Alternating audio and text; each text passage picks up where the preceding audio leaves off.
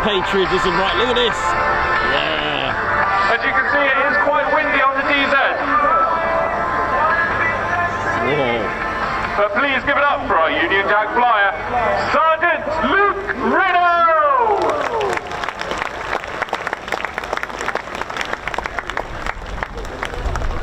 We haven't quite finished just yet. The Battle of Britain Convoy today. So delighted to welcome you back after a very, very difficult year. Over much missed, very understandable reasons. So I think this is going to be very, very special. Enjoy. And then of course it was renamed to the Avro Lancaster, as we know, with 44 Squadron on December 1941 at RAF Waddington. Here we go.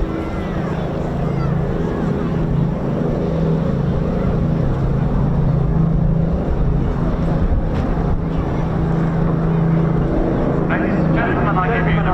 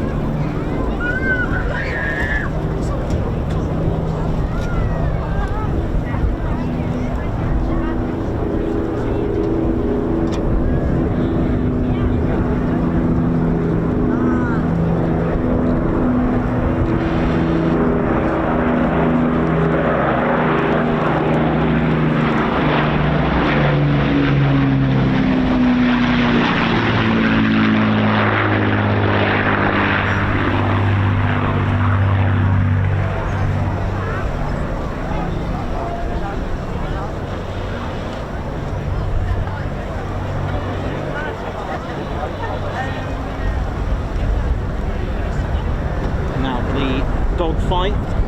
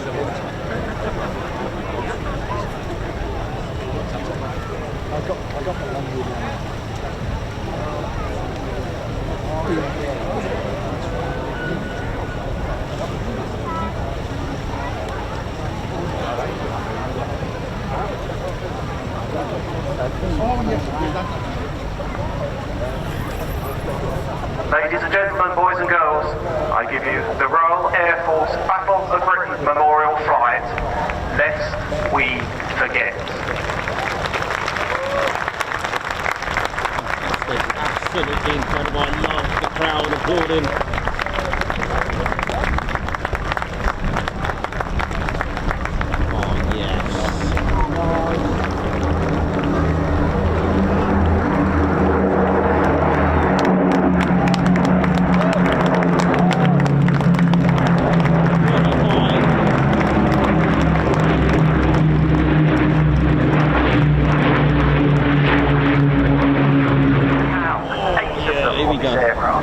Here she is.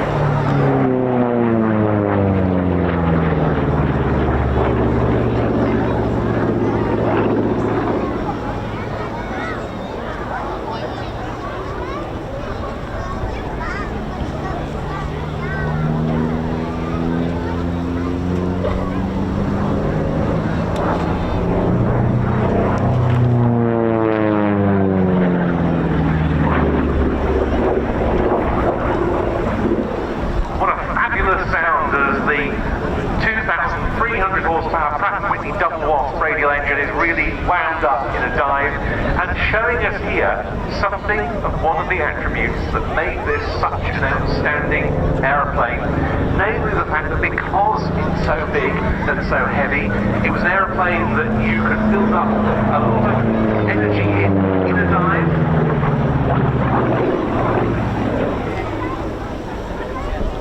Fly through, particularly on an air-to-ground tasking, and then climb rapidly away. This was, however, also an excellent air-to-air dogfighter, perhaps not as good as the likes of the Spitfire or the Mustang as a close-in dogfighter, because it is a large, quite bulky aeroplane. But everyone I've ever spoken to who's flown a P-47 praises this aircraft's handling characteristics to the hilt, and as a gun platform for example, air-to-ground strafing missions, very steady, very stable. And it's those sort of attributes that meant it had such a great role after the P-51 Mustang came to the fore in the US 8th Air Force.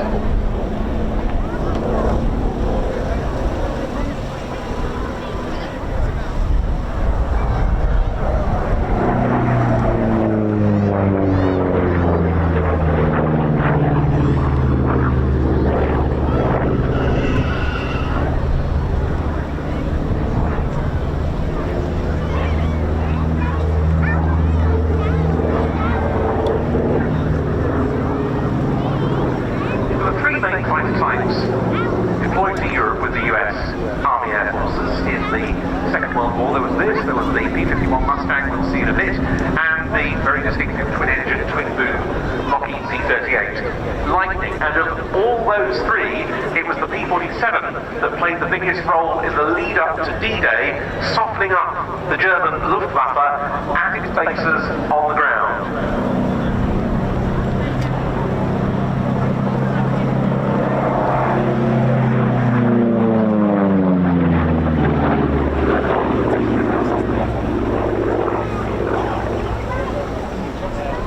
These are 48 fighter group markings, the 492nd, the Mad Hatters, who today are based at RAF Cosford. As an identifier in the hours leading up to D-Day to enable the easy distinction between Allied and Axis aeroplanes.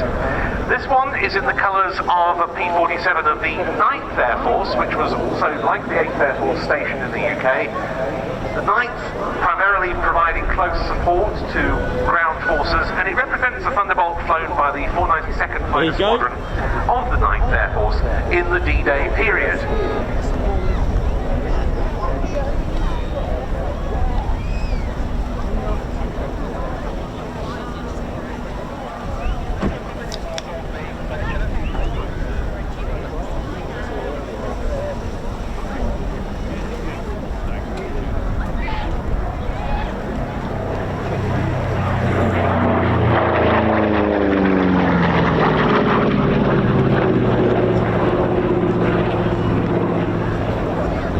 Personally, my favourite World War II. This aircraft was capable of taking a tremendous amount of damage and still make it back home.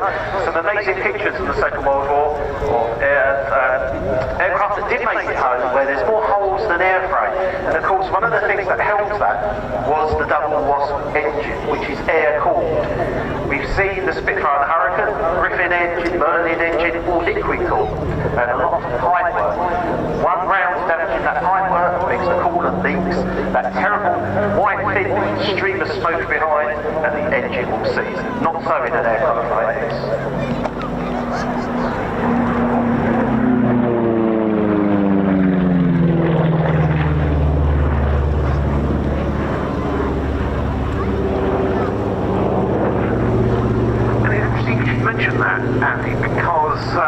Some years ago I met a veteran of the 78th Fighter Group, the Duxton-based US 8th Air Force group that was part of the 8th Fighter Command that switched in late 1944 from the P-47 to the P-51, called Huey Lamb, and he said they were not keen to switch from the P-47 to the P-51 for that very reason. They thought the P-51 would be badly affected by battle damage. Of course, they soon grew to love the Mustang, as he said, but it was in their minds when that conversion happened.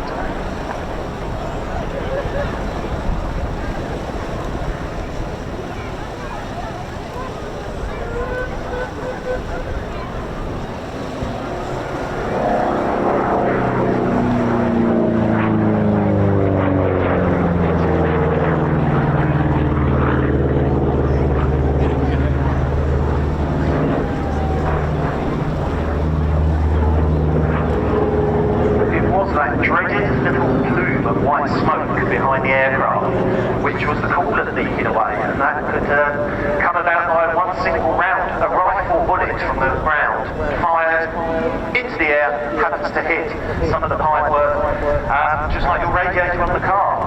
But of course, with your car, you can stop and let it cool down. In this, you had about 90 seconds before the engine would freeze solid. And in the sort of low-level roles that these aircraft were playing, especially in the European theatre and also in the Pacific, that sort of survivability really mattered.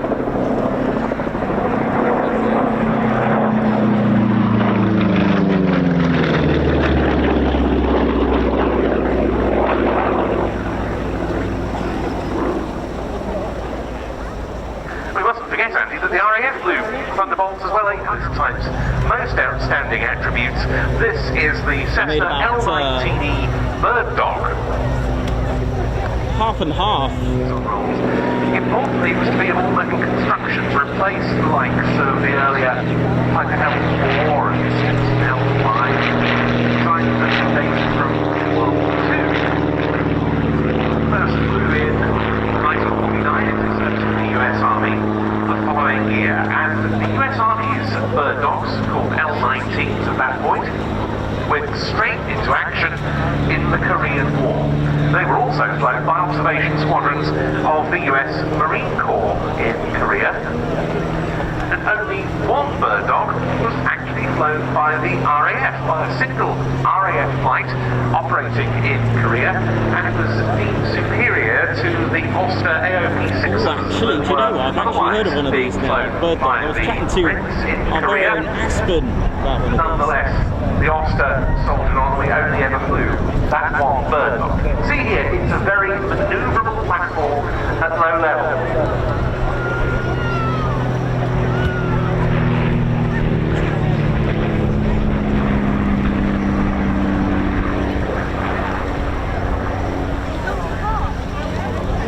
And as we watch this display and the manoeuvres, I think we should really just remember the role of this aircraft, because what it's doing now is what it did in its war role, but it did this right over the heads of the enemy.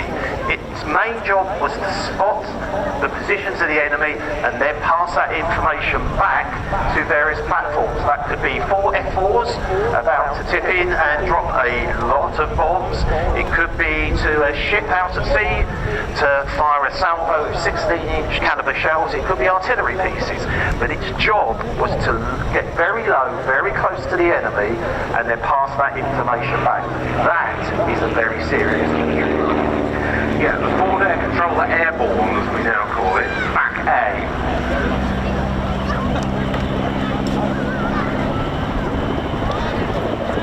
So capabilities that we're seeing, very manoeuvrable, good slow speed handling is exactly what it needs for that role. Not so good in terms of surviving the battlefield. Nonetheless though, Andy, I mean, you were talking about how the P-47 should. They've got to have good view. The side windows are actually canted out, so you can stick your head out and look down. There's transparency on top of the wing, so you can look up. They must have felt very, very vulnerable. They certainly must have, and when these aircraft went on to fly in the Vietnam War, by which time the US Army had turned most of its bird dogs over to the US Air Force, and they were now known as the O1, O for observation. 469 bird dogs were lost by all the operators that flew them there.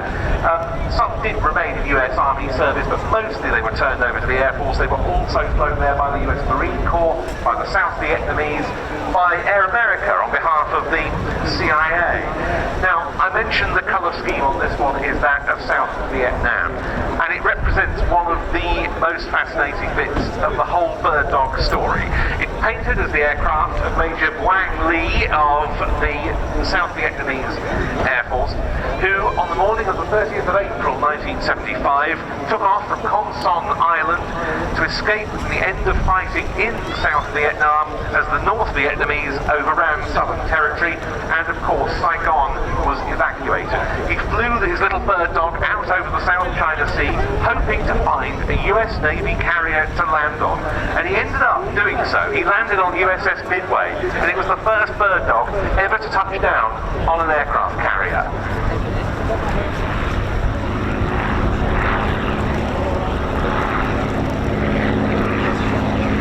Now I admit we have a fairly brisk wind today, but that is a very slow speed pass. It is indeed, and hopefully we'll have given you the chance to look at some of the equipment this bird dog is carrying.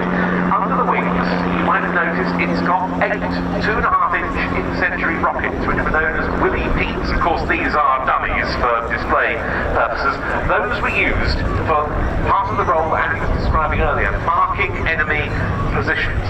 And on top of the wing, you can see there's a huge 8-foot-tall wing antenna, and that was used so that the aircraft could maintain communications with ground stations when it was getting very low down over the battlefield. For example, low literally into the jungle canopy or amongst the weeds. And by bird dog standards, this is quite a high altitude display. It really would be right down there, very low. And target marking, it just makes me think of the Pathfinders during the Second World War. So very similar. Dropping flares, dropping something that illuminates a point. Even if that's not the exact target, it could be used as a marker that then could be relayed. See my flares, left, 400 yards. Yeah. It's one of the reasons aircraft like this definitely have to be categorised as warbirds, just like the Spitfires, just like the Hurricanes, just like the Mustangs and so forth.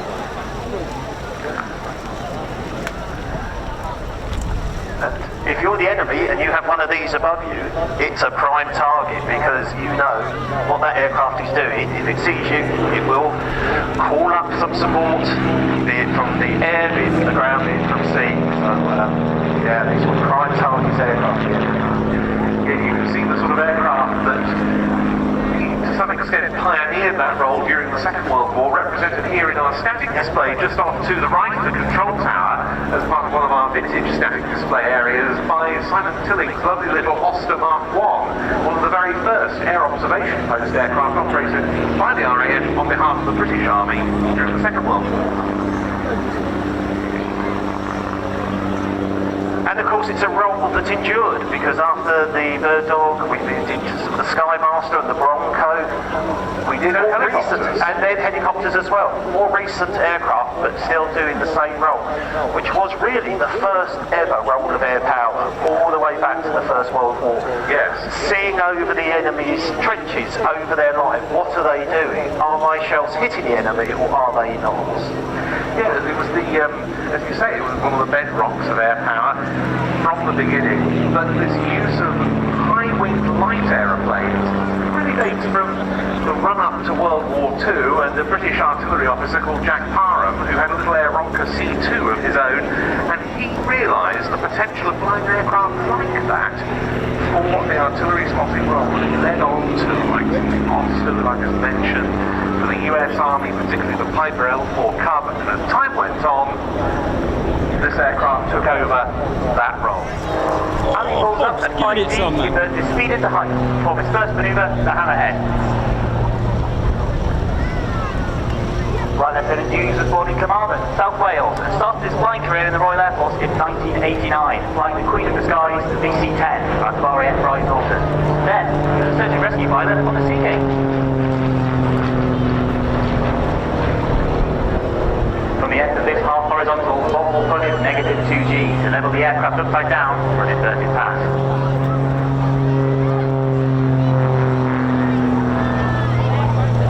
This is Bob's second year with TUTOR display. He's operating at base heights of 300 feet, except for the 2 final passes at just 100 feet.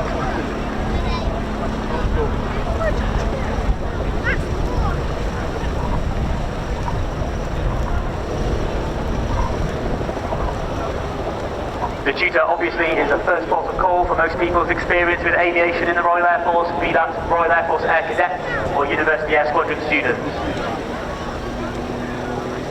The next manoeuvre is a ballistic roll, which Bob can use to gain energy for the next part of the sequence.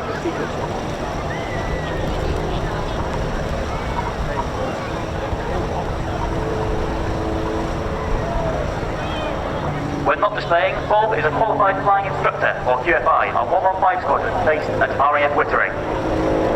He trains fellow frontline pilots into QFIs. During his varied career, Bob has amassed over 8,000 flying hours on 15 different aircraft types. This represents almost a full year in the air. After after this half Cuban, Bob will enter the 4-point roll. Get your cameras ready, it's a great photo opportunity.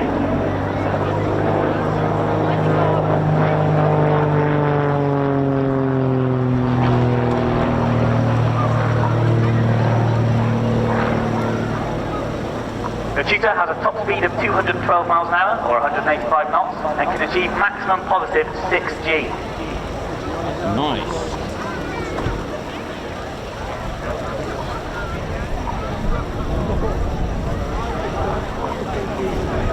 Next, we have another wing over, a combined pitching and rolling manoeuvre used to turn the flight path through 180 degrees. You'll notice that every wing over is slightly different, as Bob carefully selects his flight path to cater for differing wind conditions and aircraft energy states. Displaying the Tutor requires careful energy management to its low power-to-weight ratio.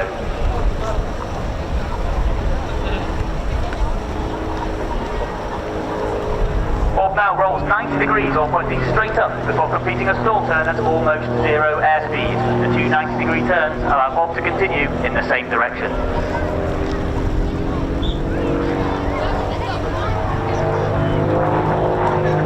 The Tutor is operated by No. 6 Flying Training School in partnership with Babcock International, primarily flying University Air Squadron students and RAF Air Cadets.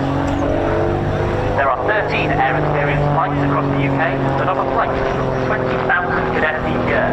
This could be you if you're between 13 and 20 years old. 50 air cadets a year are now being taught to fly the Tutor up to solo standard. After this conventional stall turn, Bob will enter the slow roll.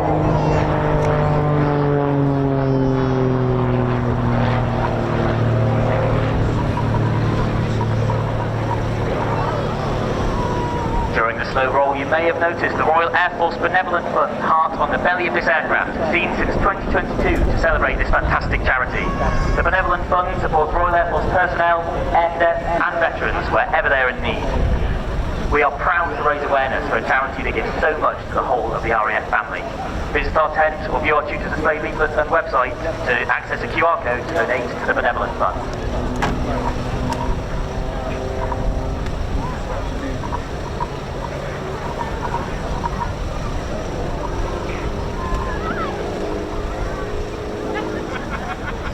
For those of you that are considering going to university, there are 15 university air squadrons across the UK. On the squadrons, students are taught to fly the Tutor by highly experienced military flying instructors, like Bob.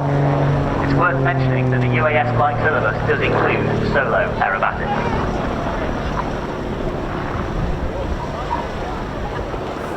UASs also provide a huge opportunity for personal development, as well as a wide variety of adventurous training in the UK and expeditions across the globe. I used to be a University Air Squadron student, and it's the best decision I made at uni.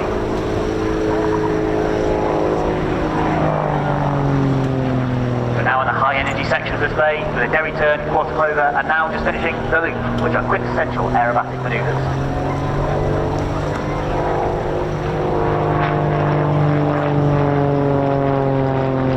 The Royal Air Force is recruiting for multiple rewarding and demanding professions and has an exciting future in the continued development of our combat, utility and maritime patrol aircraft, as well as UK Space Command. They will soon be joined by the introduction of our airborne early warning aircraft, E-7 Wedgetail, and newly remotely piloted capability with Protector.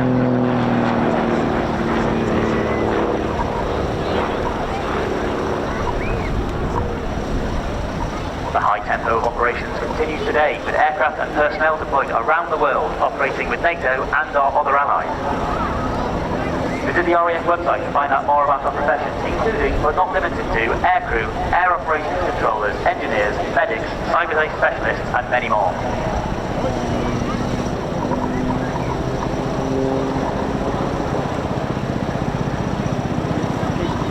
Bob will now enter the final section of display with an oblique loop and a half Cuban. The oblique loop puts the aircraft in plan form twice to the ground, so it's an excellent photo opportunity.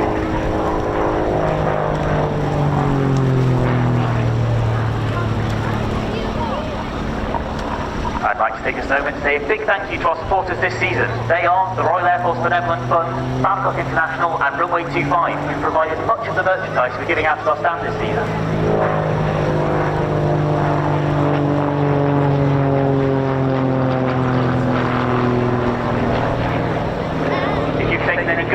the tutor, make sure to tag our social medias and use the hashtag TUTOR.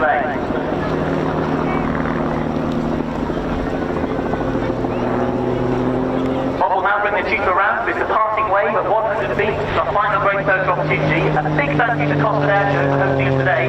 Ladies and gentlemen, boys and girls, the 2025 Royal Air Force Tutor Display. Nice one, Bob. Fantastic as always. Well, Seb, thank you very much for that great display. Very important aircraft around these here parts, of course, with the heavy aircraft RAF. Tremendous events from condensation on the aircraft. We're going to get a lot of spluffage.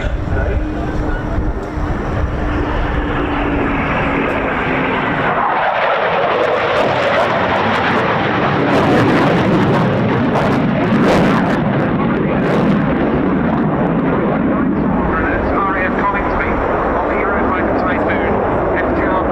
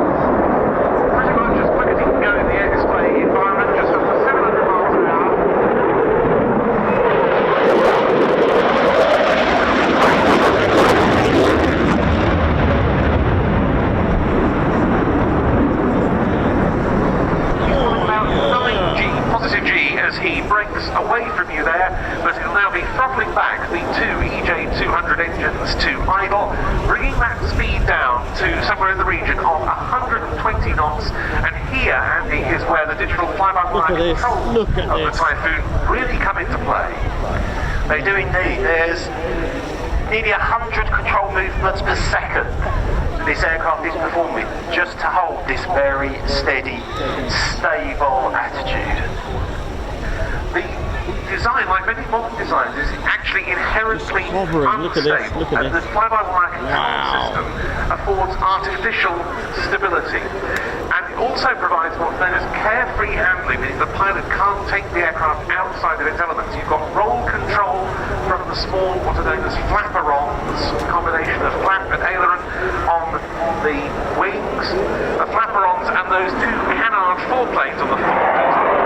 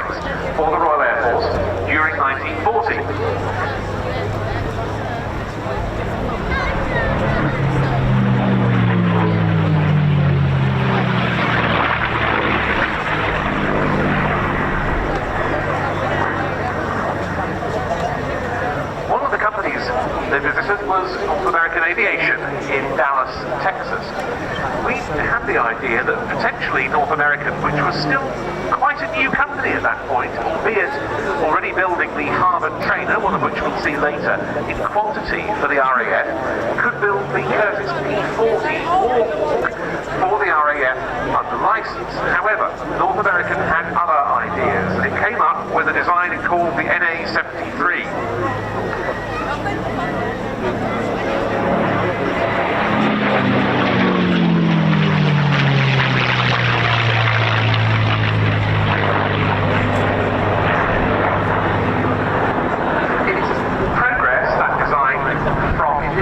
Conception to first flight before the end of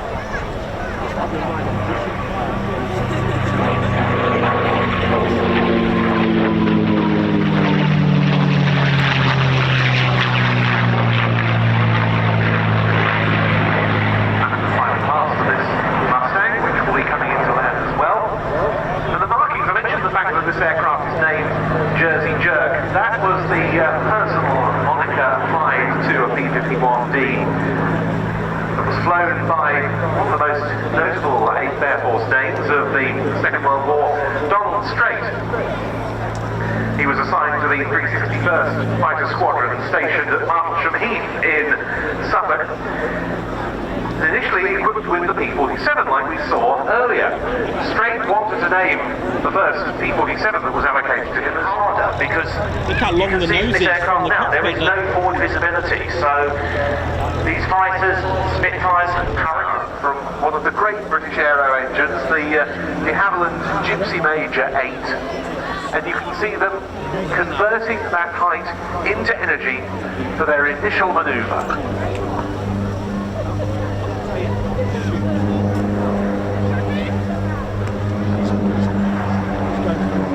Pulling up into a very close formation loop.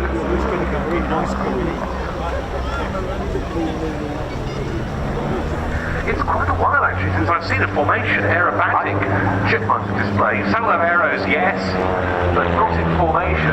I think the last I remember were the Caledonian chipmunks about 10-15 years ago. Based up at Perth, yes. We had them display at Lucas a few times. Yes, I've seen the likes of John Romain and Lee Proudfoot perform formation arrows in chipmunks at Duxford, but this, as I say, a new departure for the vintage pair this year. An initial 3 loops.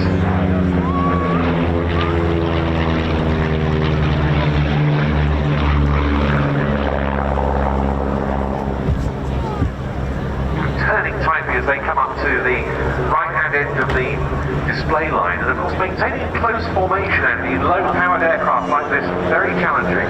You can't just open the throttle and suddenly accelerate or hit the brakes and suddenly slow down. You've got to, in aviation we'll talk about being ahead of the jet. We've certainly got to be ahead of the Gypsy here.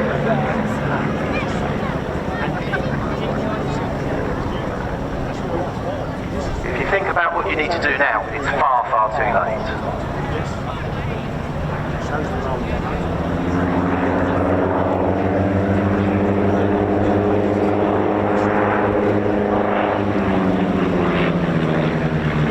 A beautiful line of stern barrel roll there, so named because they're basically describing the inside outline of an imaginary barrel positioned on the side in the sky.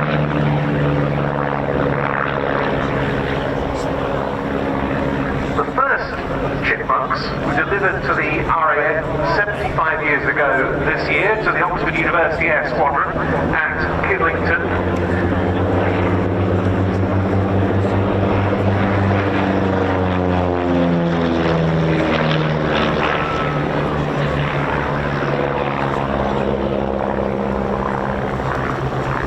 Beautiful.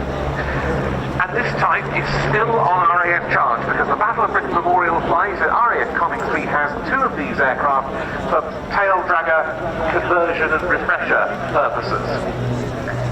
In fact, there are CHIPMUNKs on the strength of all 3 of the historic flights, the military historic flights in Britain. Those 2 now the only ones still on the military register because the Royal Navy historic flight is no more. Navy Wings Heritage Flight, they're represented here. They still have a CHIPMUNK, and we've got the historic Army aircraft flight CHIPMUNK. Used to be the Army Air Corps historic aircraft flight when it was in military hands. Here in standing display.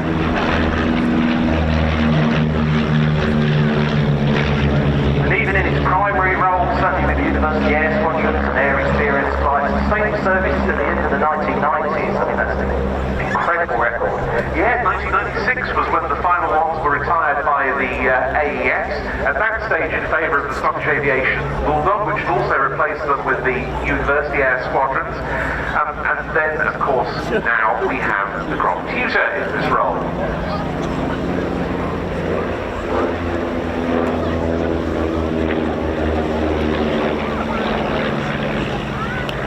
And they were still in service with the Army Air Corps until 1997 with their basic fixed-wing flight at Little Wallop. But we mustn't forget the other roles CHIPMUNKs played in RAF service. One of the most famous was clandestine photographic reconnaissance with the RAF Gatow station flight in what was then West Berlin. The Allies had the right to fly around the Berlin controlled zone, and they used the opportunity for reconnaissance with various helicopters, but also light aeroplanes like a fleet of Chipmunks. And one of the last Gatto station flight Chipmunks is one of the two with the Battle of Britain Memorial flight today. In towards us for a lovely crossing break.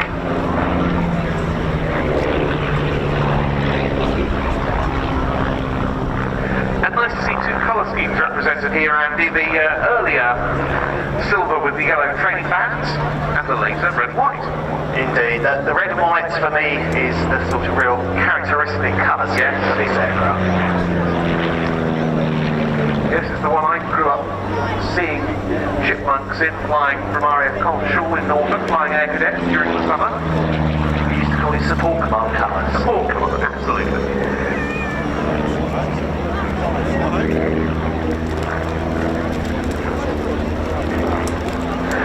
The Chipmunk was always a super display aeroplane as they come in for a crossover. The Havilland test pilot Pat Filligan used to put on fantastic aerobatic displays of Chipmunks at Farnborough back in the 1950s, and there were later several display teams of them in the British military, the Blue Chips and the Skylarks.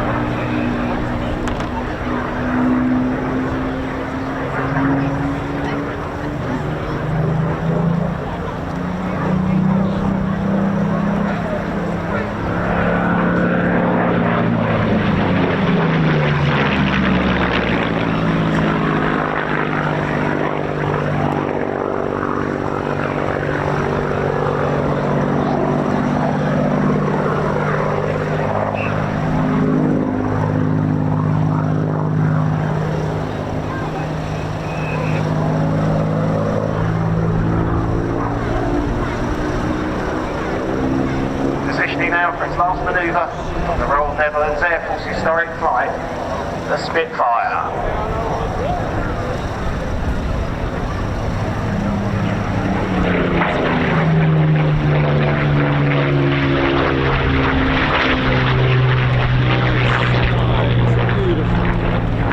Survival not just because of all of those combat operations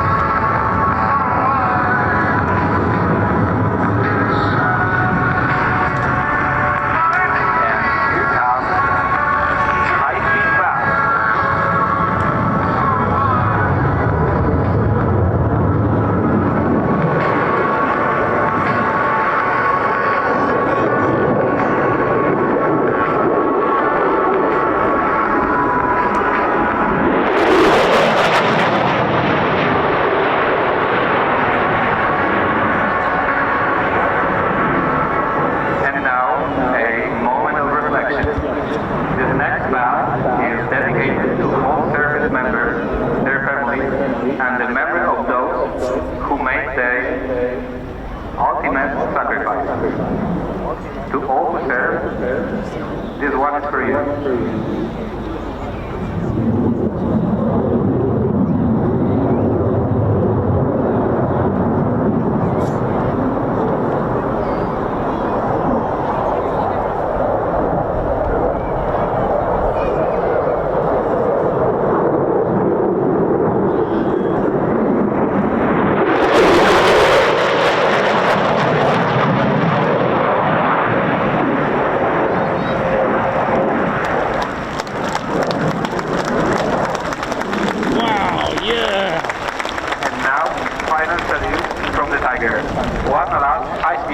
Yeah, say goodbye with gratitude, power, and pride.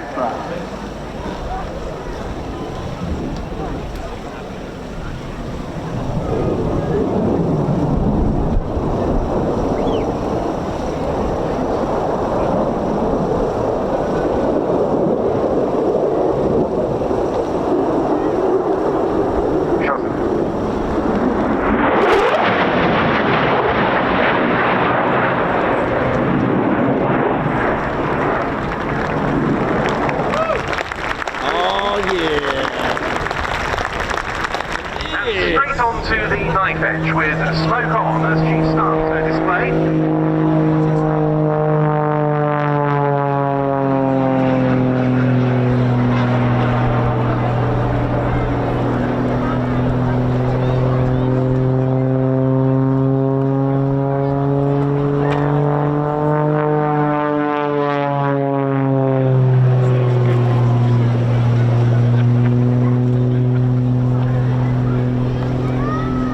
Uncomfortable negative G pushover there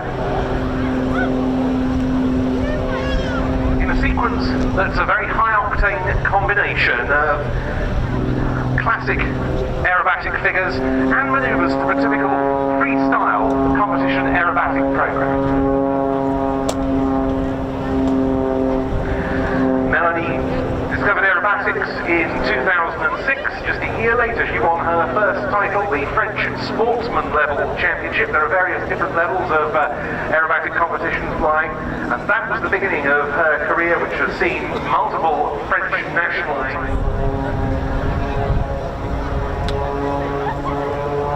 She was the best placed woman pilot in the 2023 Advanced Level World Championships, and then last year she won the British International Open Aerobatic Championship, becoming British National Champion and the first British, or in her case, Franco-British woman to stand on a mixed international podium with an FAI medal. That's the Fédération Aéronautique Internationale, governing body for sport aviation, including aerobatics.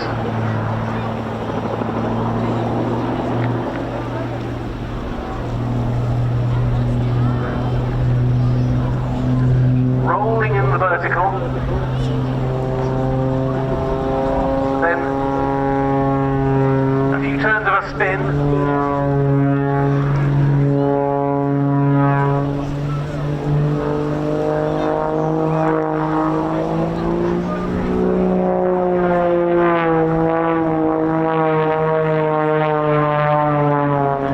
one hesitation roll showing us the very crisp handling of the extra, as Melanie then pulls vertical once again into a half loop with a series of knife edge tumbles at the top.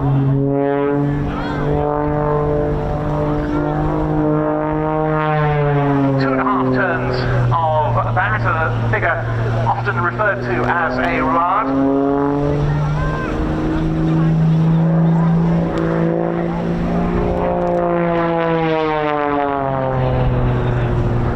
Vertical once again with a hesitation roll on the way up. The speed once again bleeds off. And here she descends into a knife edge spin.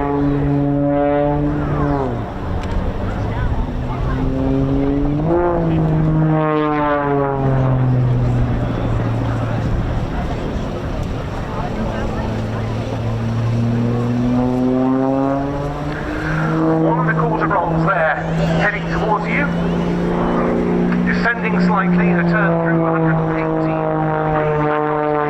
display line.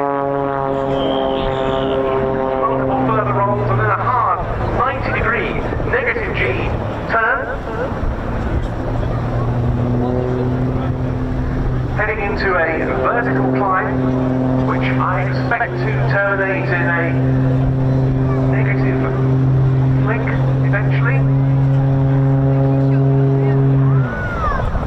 Whoa. Exiting inverted, again very, very uncomfortable for her.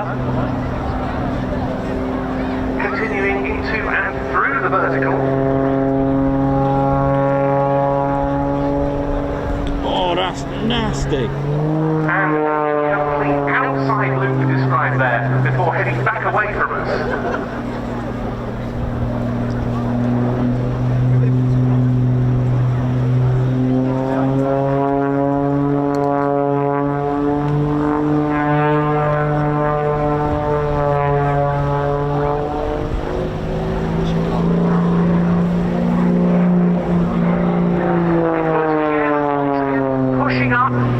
Remaining inverted. Ouch, that looks very uncomfortable indeed. A flick roll at the apex.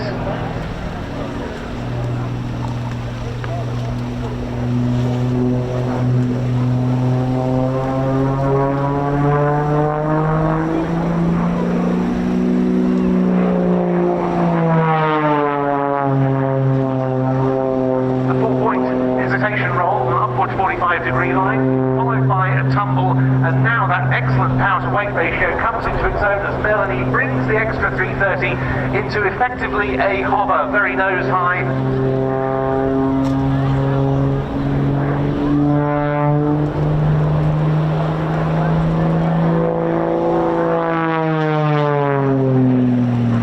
Isn't it easy to see why she's won all of these titles at competition level, but also gained such a reputation on the international aerobatic display circuit as well. A lot of use of negative G in this display, as in this second outside turn.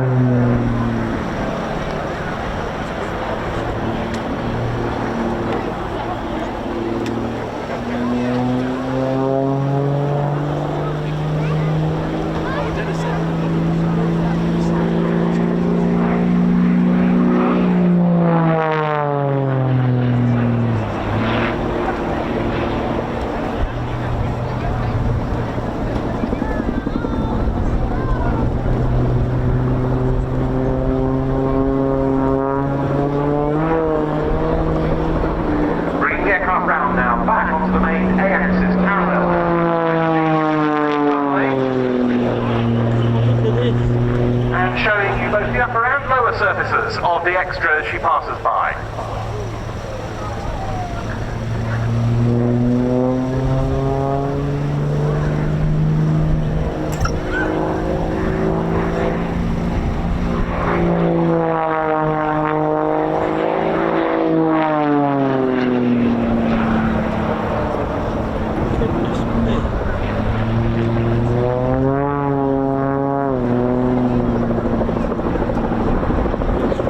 Good, that colour scheme, I love it.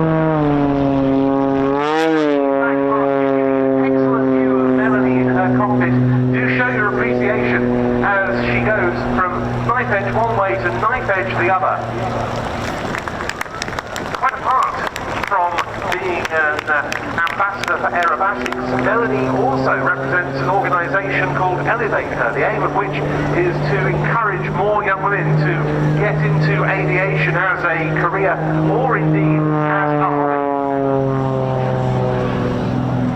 And she's doing so very well indeed around the International Air Show circuit with several appearances at British displays this year, having given her first British Air Show performance last year at Sywell, and great to see her spreading her wings further on the circuit.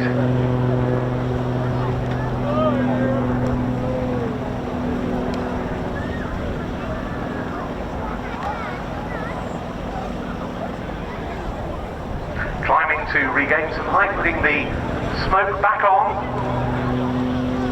powering up and diving back in towards the display line. This on what we call the B-axis at 90 degrees on to the main A-axis along the runway, pulling up, really showing us the power of the EXRTA with multiple vertical rolls, transitioning into an upward tumble and then a spin turn at the top and descending back down towards the display line.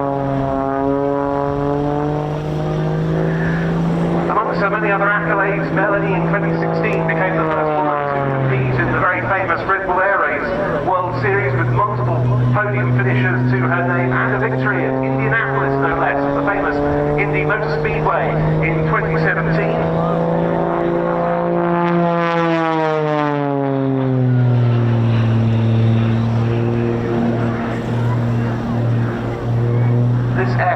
Very much at the cutting edge of a modern, unlimited aerobatic art.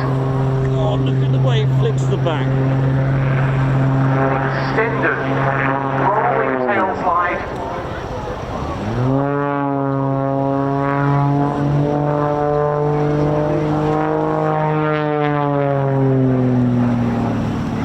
Coming towards the end of an absolutely exceptional display of individual aerobatics here.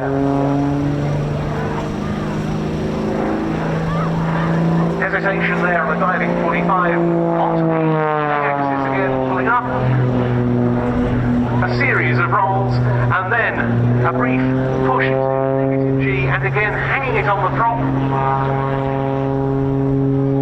That is literally hovering, that is absolutely hovering.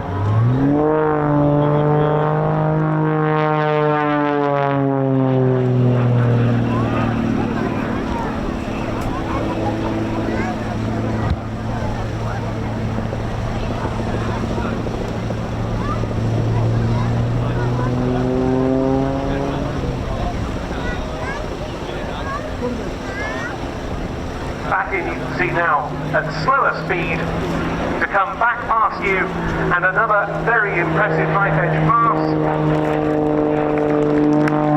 Again, to show you the upper surfaces of your chance to give her away to the fifth of the crown line as you pass the 5.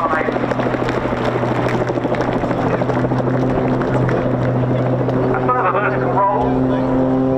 Goodness me, I'm actually dizzy. Oh, holy salmon gills! Look at this.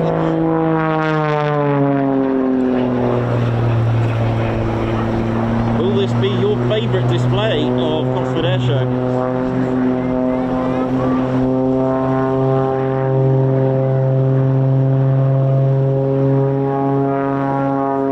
This is such a varied display of different figures, but interspersed with these nice low, close passes.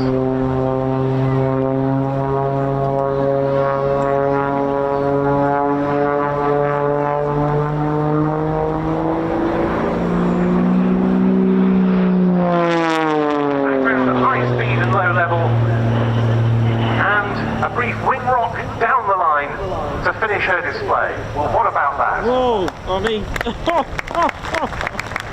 you are not going to land like that, are you? Well, not quite finishing her display. A further series of wing rocks, a further flick roll. Namely, use on public flight experiences and for tail dragger training purposes, because if you're going to fly something like a Hurricane or a Spitfire or a Mustang, not just by North American, the original manufacturer, but by companies like Canadian Car Foundry, and in this case, another Canadian manufacturer, Nordyne. And this is a Harvard 2B model, which is today operated by Hurricane Heritage and the West London Aero Club and White Walford in Berkshire.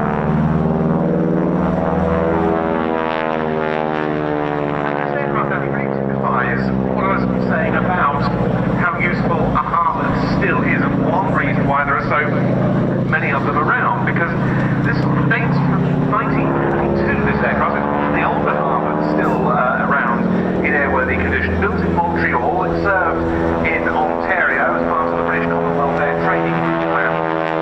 Back to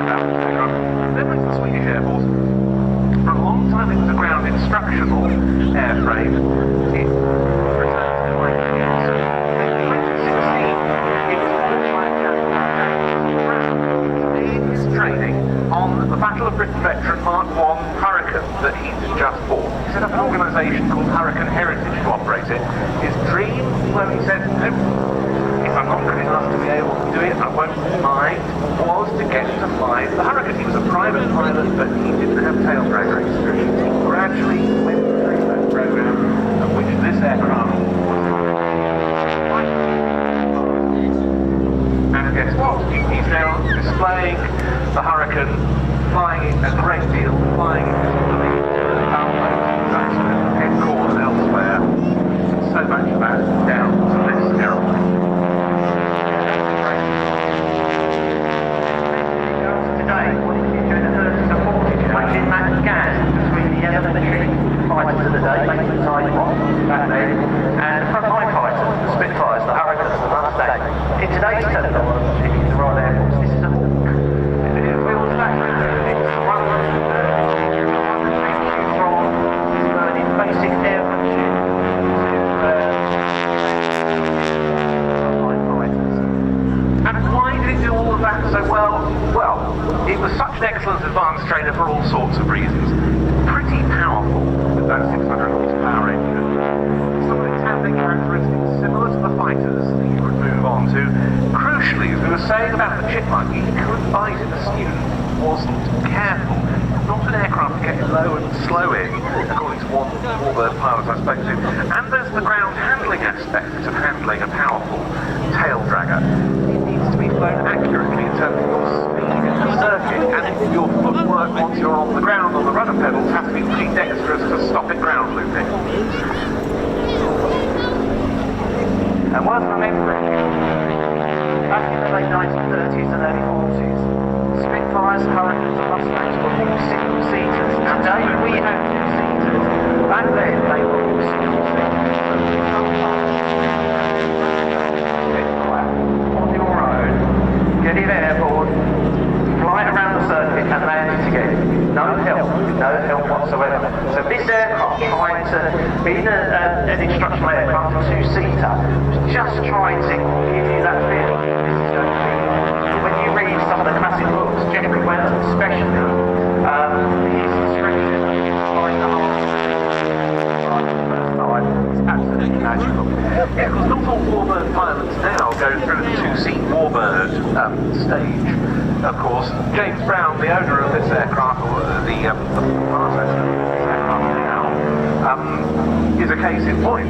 He didn't fly a two-seat Hurricane before he started flying his Hurricane. So yeah, this is a classic production.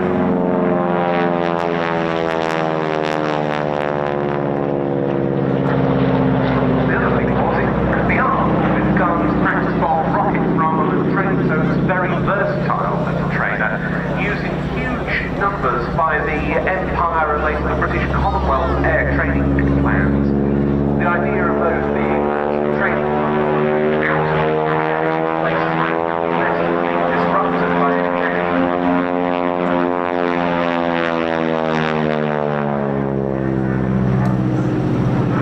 and it was an enormous program. In Canada alone, more than 50,000 pilots passed through that planned facilities. They wasn't just pilots, it was members of sorts of multi-crew aircraft crews.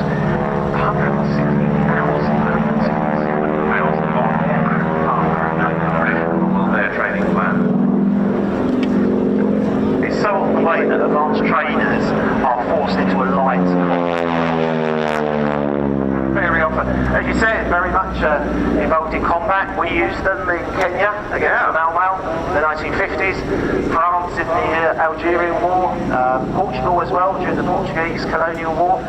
Could be armed with machine guns and also some fairly small sort of 20-25 pound bombs. Yeah, and they were used as forward air controllers in the Korean War, the role we were talking about to some extent with the Bird Dog earlier on by the US Air Force between 1950 and 53.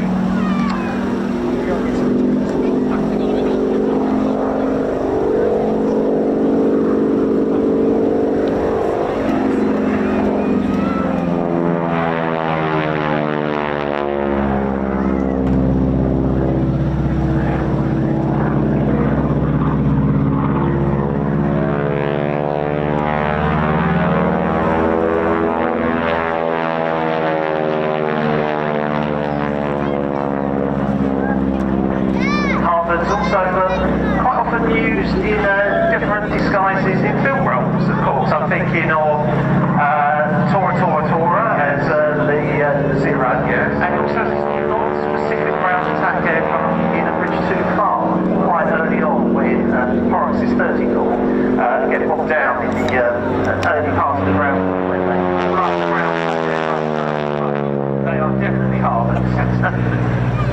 there are several harbours on strength of the Royal Netherlands Air Force historic flight, whose Spitfire Beach we saw earlier, and several of those, I think, were involved in that filming. Nearly 15,500 of these aeroplanes in all variants were built. It wasn't just with... So,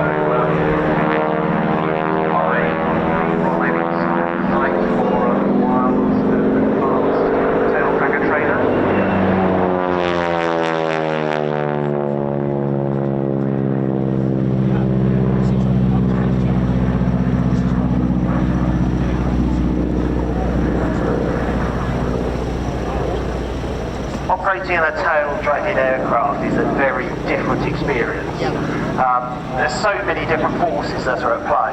We keep talking about and kept on strength to teach people how to fly tail draggers because they are quite rare today, and it's a very difficult skill. Typified by this aeroplane coming in for its final pass before departing the Noordein Harbour 2B.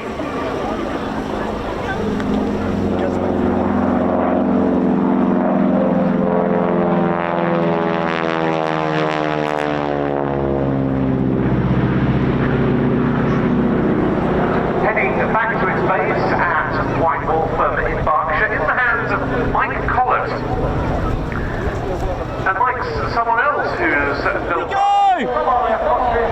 the pilots on their right. Please put your hands together for the 2025 Royal Air Force Aerobatic. It's time!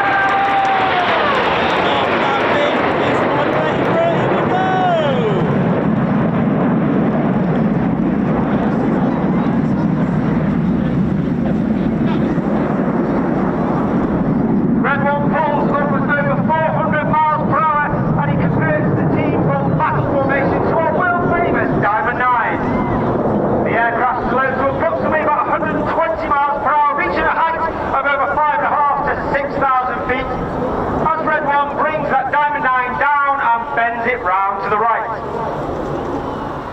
Red One this year, once again for his second year as the team leader, is squad leader Jim Bond, known as Bondy. Bondy's actually done 7 years in the team. He did 5 years in Reds 2 to 9, taking a year out and then becoming Red 1 last year. He's a former Typhoon pilot, and he also flew the Tucano as a qualified flying instructor, where he flew the Tucano display aircraft in 2012. Now moved into 9 Arrow. The smoke will come on once again. It's the Red Arrow! On the right hand side of Red 1 is Red 2. That's Blackcats from Thomas. Rob is in his first year on the team.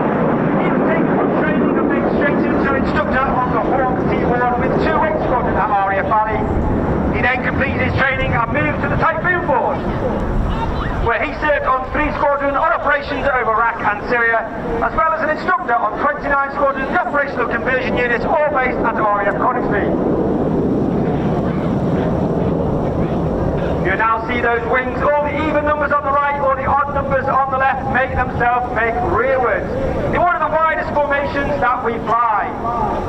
As the squad formation rolls out, this is the Swan.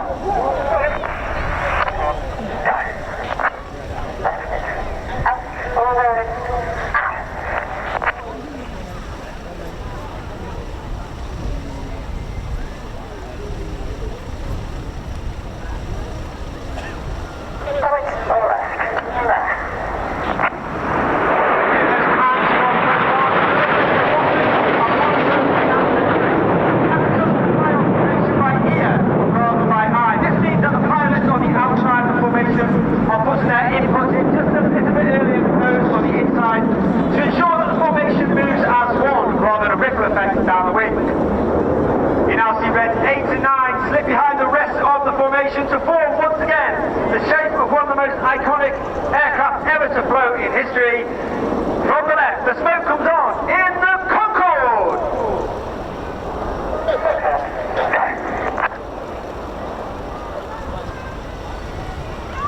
On the left-hand side of that centre stem, closest in at the front, is Red 3, Flight Lieutenant Andrew McEwen, known as Mander again is in his He's previously flown the A-J-B Harrier variant with on exchange United States Marine Corps.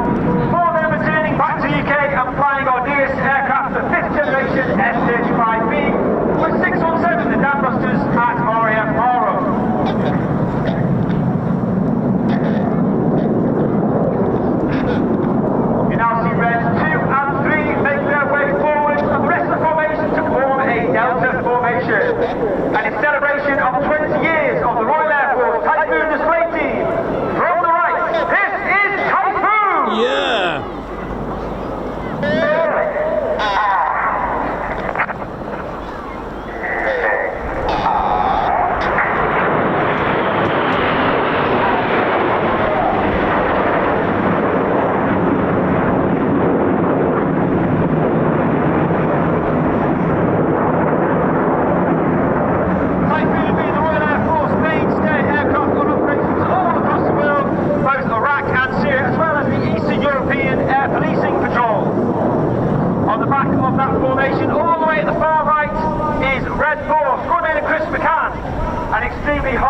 For him to fly, because again we take our formation references from Red 1 and not necessarily the aircraft on the inside of him.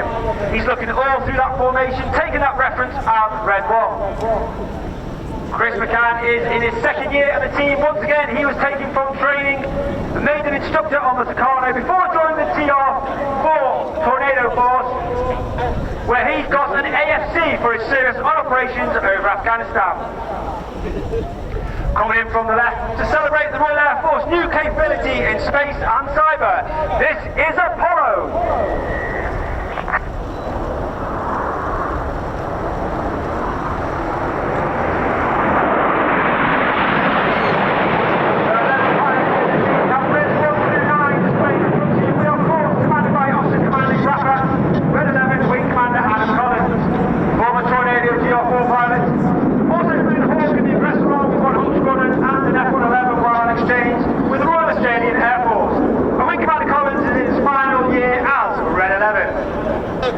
You now see him split once again with grades 6 and 7 in trail.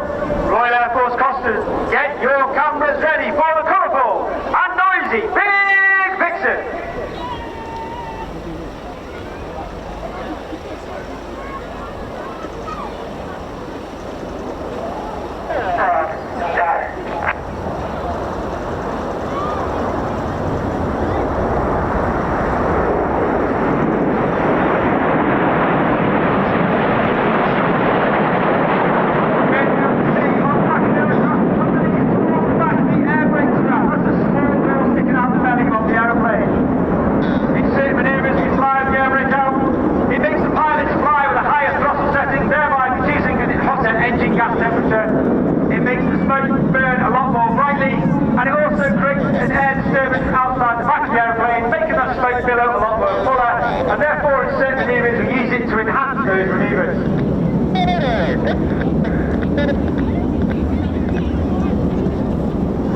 You now see red 6 and 7 sit behind red 1 in the stem, red 8 and 9 in trail.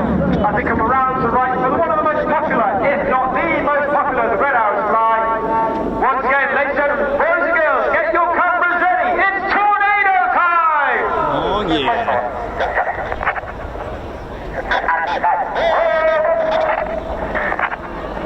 8 and 9, Royal goes. Red 8 and 9, Royal round the rest of the formation. Watch for the colour change as red 1 brings them down the line.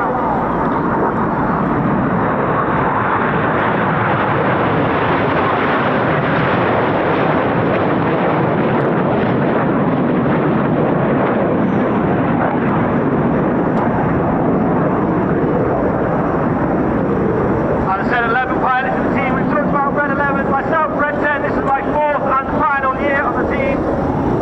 A former Tornado GR4 pilot, as well as being a qualified flying instructor on the Hawk Team Mark II. But of course, the Red Arrows is not just about the pilots. We have a team of over 140 personnel. Over 120 of them are the engineers, the logisticians, the visual communicators, the administrators, and they are known as the Blues due to the colour of their blue flying coveralls. And of course, there are a number of Blues here today at our public relations tent at the far end of the showground. So please pop along, say hello, find out about their careers in the Royal Air Force Aerobatic Team and the wider Royal Air Force. You'll see Reds 8 and 9 have now joined the rest of the formation. This will be your last opportunity to catch the Red Arrows in our world famous Diamond 9. So once again, ladies and gentlemen, boys and girls, from the left in the Diamond 9, the Red Arrows.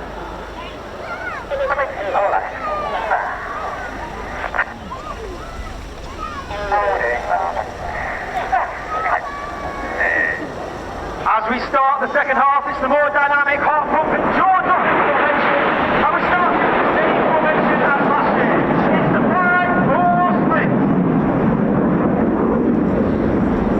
And in the second half, we now operate in two distinct sections. Off to the left, you've got Reds 1 through 5, known as Enid, named after Enid Blyton's famous 5. And off to the right, Reds 6, 7, 8, and 9, known as Hannah, named after squad leader Ray Hannah, one of the first members of the Red Arrows. He's the first team leader to lead the team for 4 years. He took the team from a 7 to a 9 and formed on world famous Diamond 9. Enid from the left, Hannah from the right for the colourful 5-4 cross. Come on, let's go.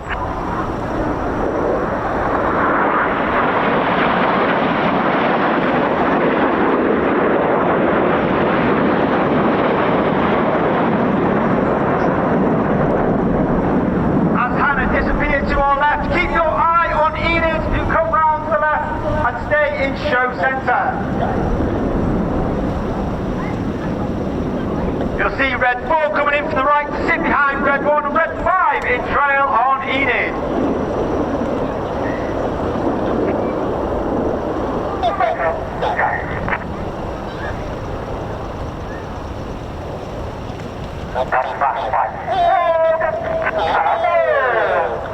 Number 5, roll go, as number 5 rolls around the smoke of Enid in the twister. Nice. Red 5 is Flight Lieutenant Justin Wales. Known as he joined the Royal Air Force for the crew training and became a Typhoon pilot.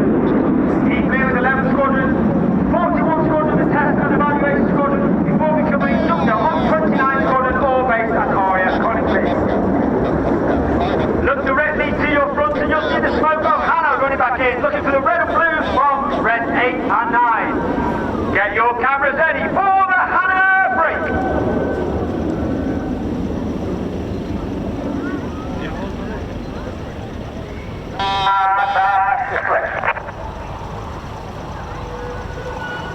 Oh, yeah.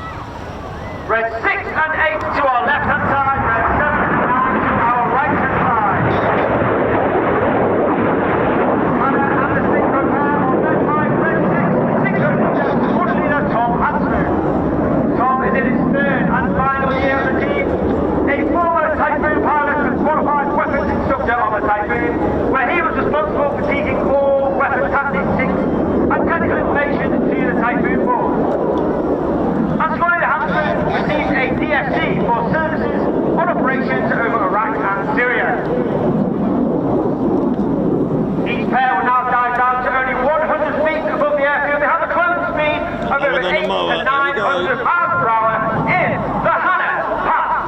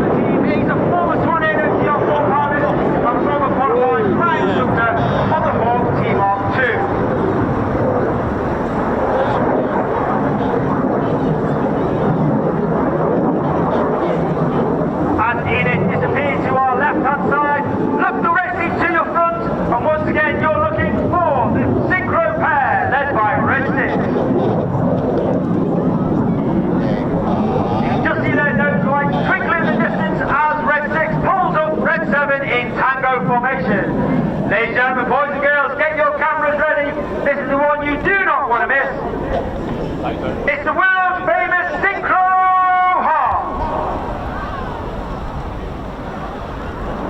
And coming in from the top right to speed the heart is ready. Ready? It's Flight Lieutenant Richard Walker, an extremely experienced aviator, having flown the Harrier as well as the Typhoon, as well as being a qualified flying instructor on the Hull T-Mark II. Let's give the synchro pair and ready a massive round of applause for wonderful Hall. Pair disappears from our rear. Look to your left hand side, coming in from the left hand side is Eden, now joined by red 8 and 9. As I said, red 1 has the option to go full, flat or rolling, and he changes that decision through the show depending on the cloud base. And he is staying with the flat and rolling show, coming in from the left with corkscrew. A great opportunity to see our red, white and blue, which is only capable due to the smoke pod on the belly.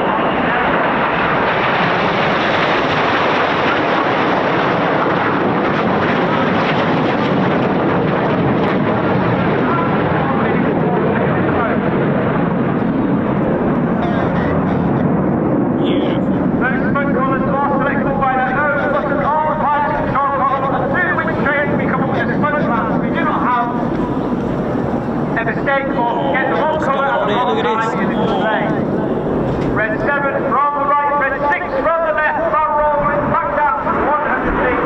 Full thrust in the centre, 4, and second.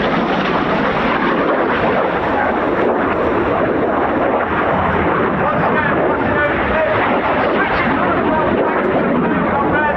They're pulling hard up to 6G to cross once again at the back of the circle. Note that the red becomes blue, the blue becomes red. They cross back towards the centre of the smoke display, completing the manoeuvre called circus.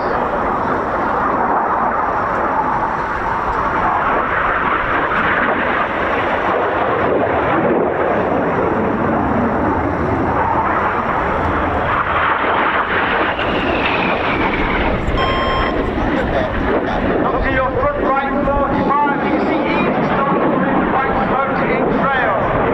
And once again, our famous red, white, and blue comes on as red 1 performs a barrel roll in the sky, leaving a snake-like smoke trail in the sky in the circus.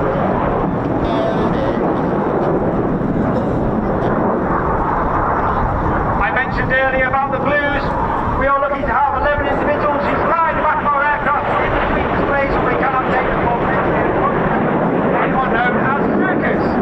One individual with me at every display is Circus 10, that's AS1 Ewan Lewis. And he's out there today filming the display for safety and debriefing purposes. You'll now see red 2, 3, 4 and 5 move up alongside red 1, now looking left and right along their shoulder line at red 1, while maintaining 3 to 4G. The smoke will come on for the tango.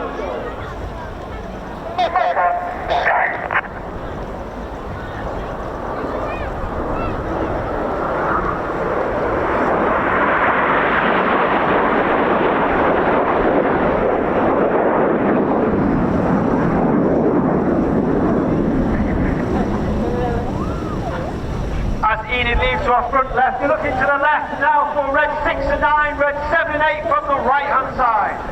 For one of our new manoeuvres for 2025, red 6 and 9 now rolling version, working hard to get that negative G in the manoeuvre called chainsaw.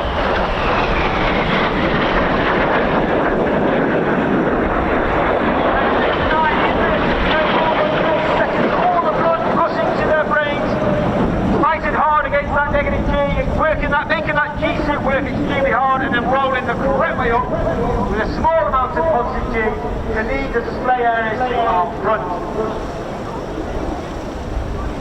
Cast your eyes now to the left hand side, you can see the nose lights coming in from Enid.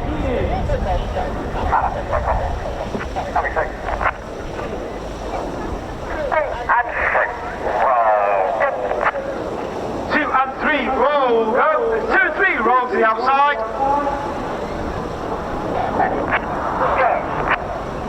Clear, go as reds 4 and 5 roll to the outside. One of the hardest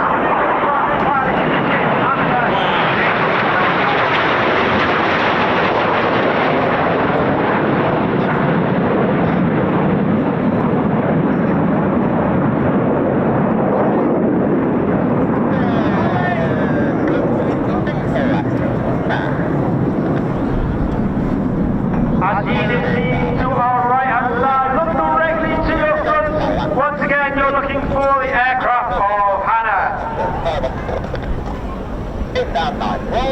Looking for red 8 and 9, smoking the red and blue, rolling around red 6 for those at show centre. You should be able to see red 6 rolled round by red 8 and 9. As red 7 hides in the smoke of red 6 in the Tempest.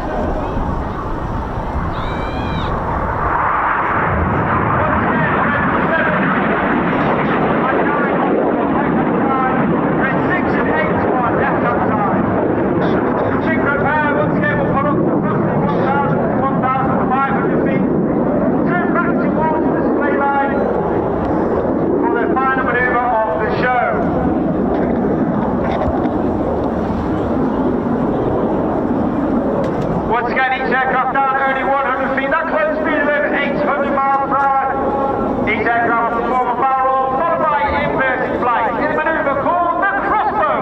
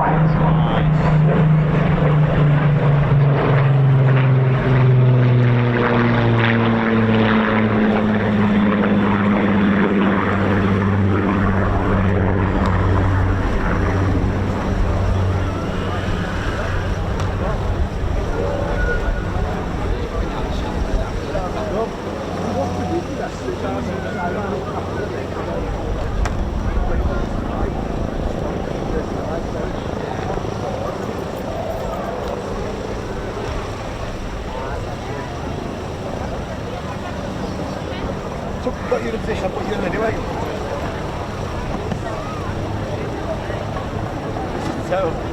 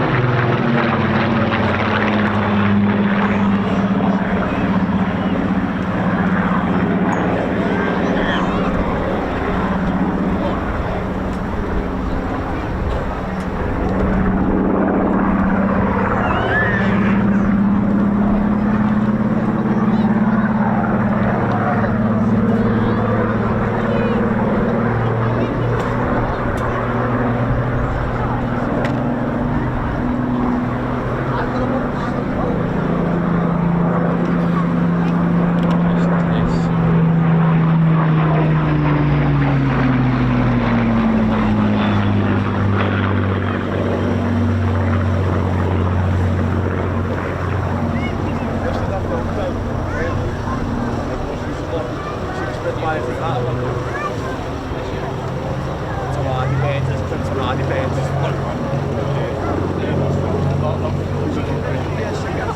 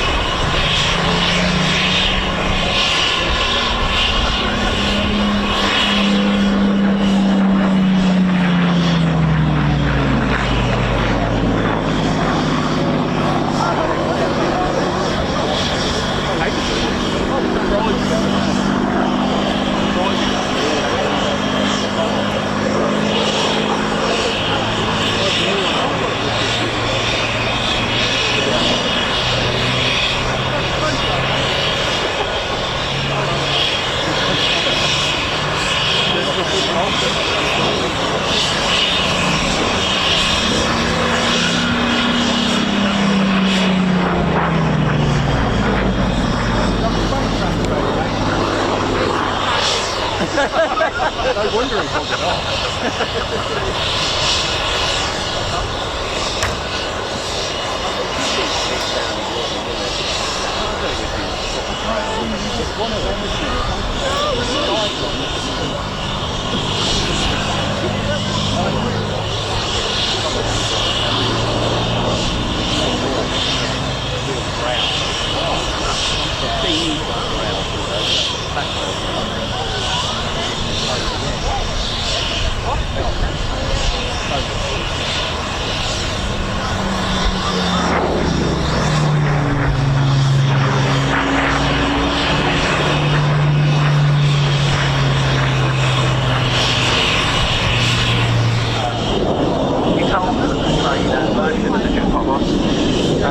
Became the DAC 167 Strikemaster because at the time the British Aircraft Corporation thought that their aircraft might have another version in it, the kind of light attack counter-insurgency, and so it proved.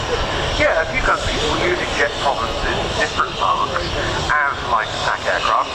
DAC had the idea of this bespoke version, aiming to sell it to countries that weren't able to afford to buy or to operate more expensive, complex, bespoke strike flight types, while also being suitable still as an advantage in practice. So they strengthened the airframe, they give extra armour protection, they can upgrade this version of the Rolls-Royce Viper turbojet engine, and produce 4 underwing weapons hardpoints, which can carry gun packs, bombs, drone tanks, and so forth, which we will see demonstrated towards the end of this display. We will,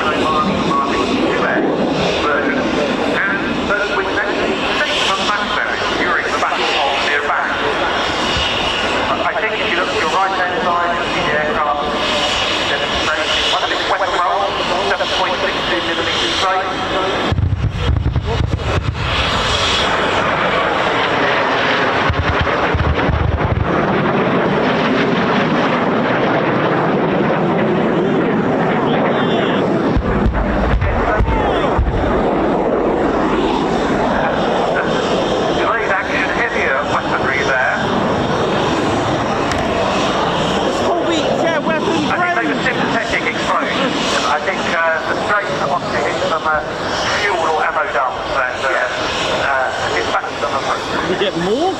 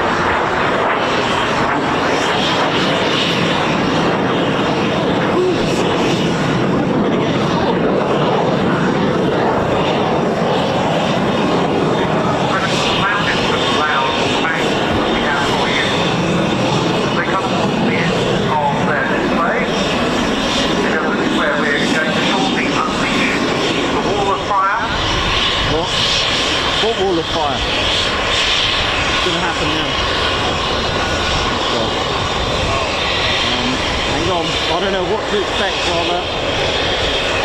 Keep that over there.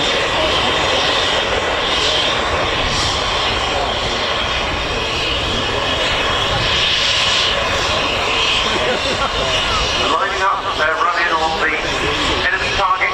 Oh, here we go.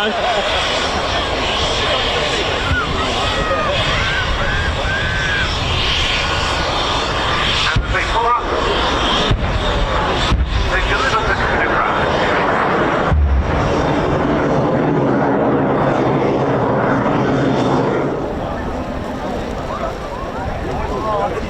Oh, wow. They look delicious. Love it. Yes, ladies and gentlemen, approaching from the front left in the flying diamond formation, followed by a looping, the amazing and internationally renowned PC-17 of the Swiss Air Force. Ladies and gentlemen, please welcome the great and unique Swiss Air Force PC-17.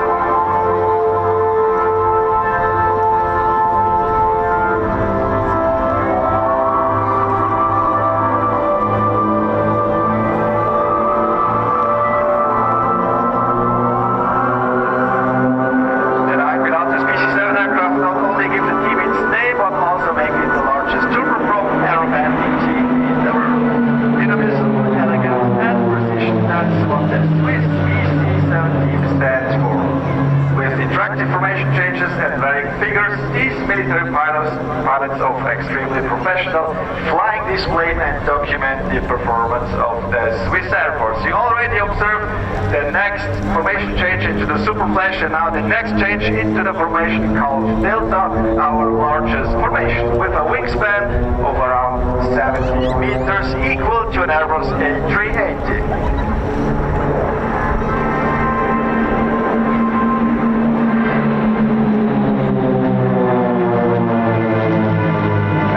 Observe now the next formation change in only a few seconds. The new formation is ready now. This is called the propeller, and bear in mind that the distance between the aircraft is 3 to 4 meters at the speed of around 350 kilometers per hour.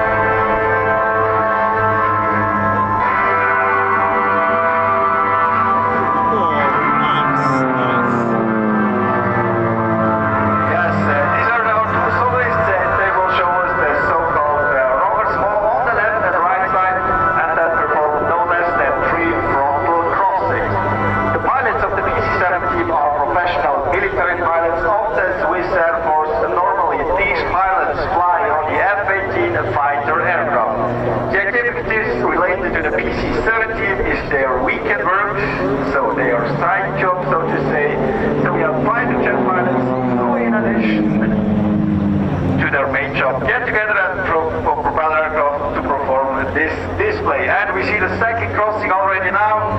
And we expect the third crossing just in front of us. Oh, what, they got the PT6 engine in this? Looks like they got that big Very nice flown, and now take a close look to the front left, the so-called rolling dice. Indeed, from the front you can see a dice with the number 5. Two aircraft are circling around this is it. good. Really very elegant, almost romantic maneuver, the rolling dice of the PC-70.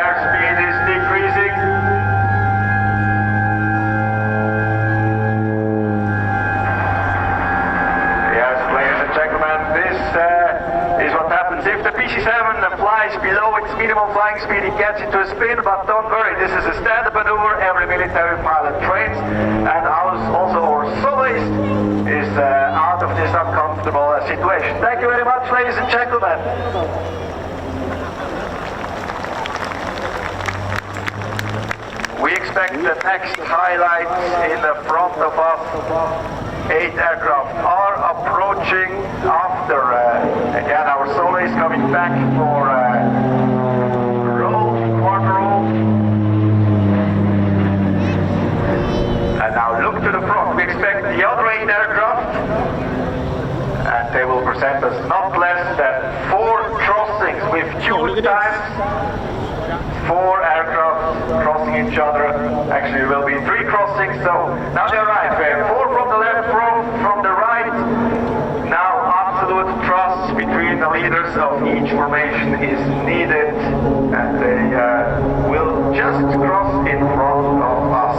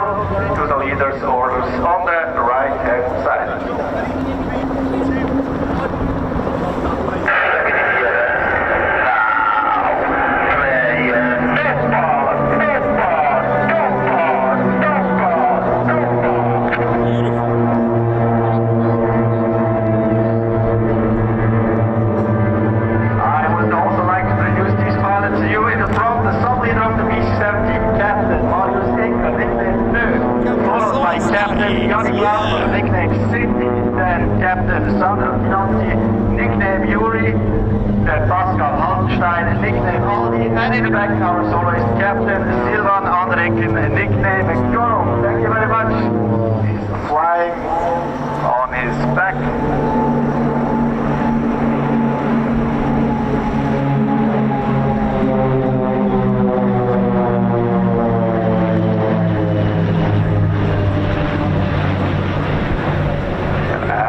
The sky of Cosford, so watch carefully.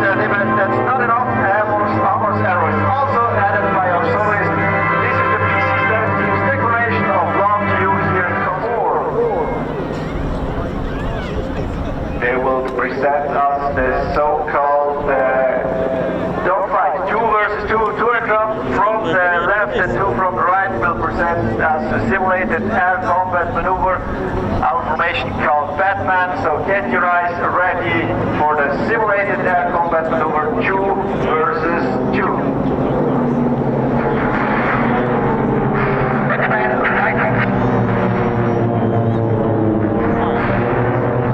And not enough with the 4 aircraft, our soloist again is pulling through all the 4 aircraft into the sky for a short time, 0 G at the top. Down again through all 4 aircraft. Our air combat maneuver by the Swiss Air Force PC-17 are equipped with a propeller which you have to take special care of when flying so close.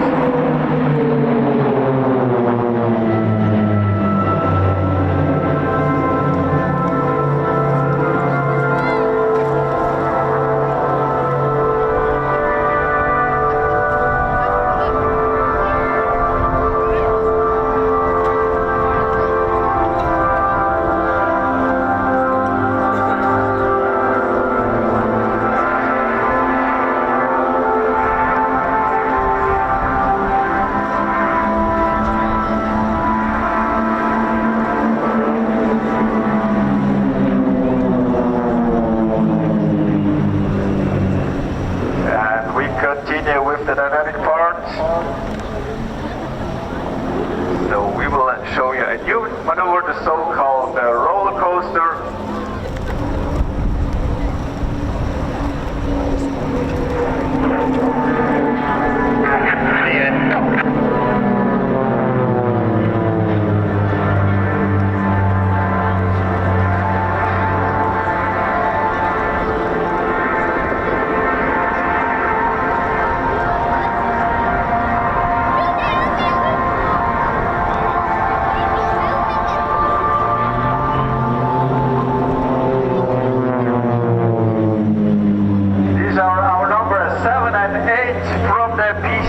Our 2 soloists, so-called dirty roll. Well, we call it dirty roll because the pilot flies this slow roll with the landing gear and flaps down, which is not the case with you, and as well of the allowed G values.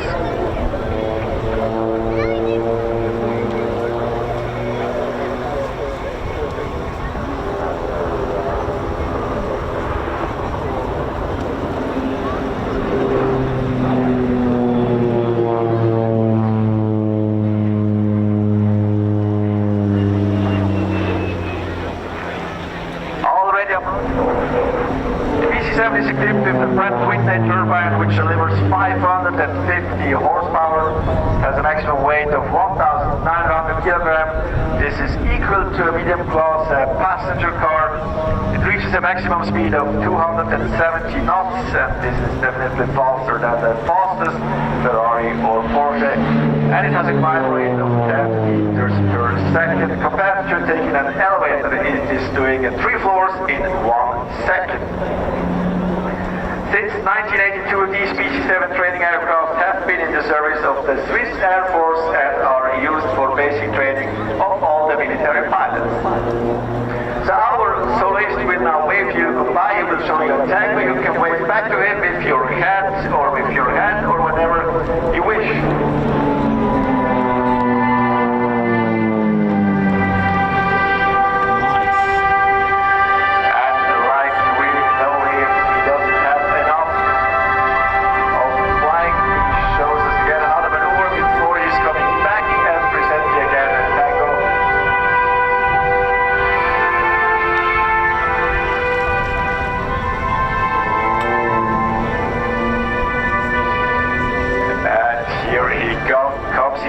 Thank you. Yes, we continue now with the next highlight of our show. You can observe in the front right the other 8 aircraft. They have extended again the landing gear, switched on the landing lights and extended the landing flaps and formed a tunnel which allows us to our soloist approaching from the left side to cross this tunnel in any moment. Have a close look now.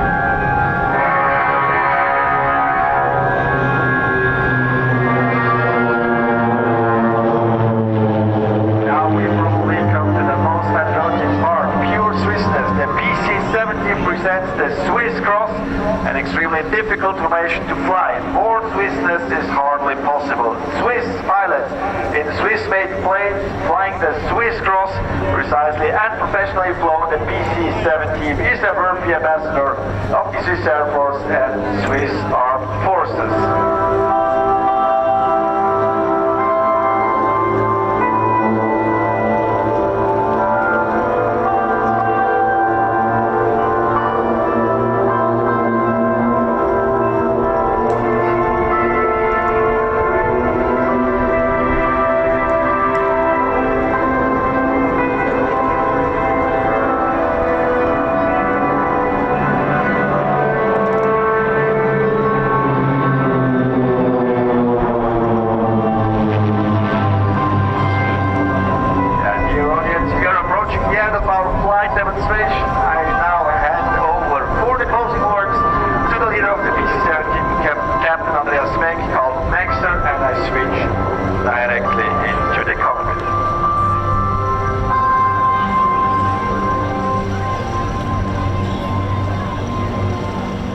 spectators at the RAF Cosford Air Show, live from the cockpit of the PC-17.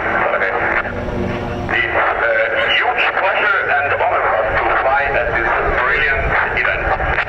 We hope you enjoyed our show and we wish you a fantastic afternoon. Bye-bye. Thank you. Hey, that was awesome. This was Captain Andreas painting the mixture directly out of the front aircraft from the air. And now prepare your cameras for the final split of the Swiss Air Force PC-17 just in front of us.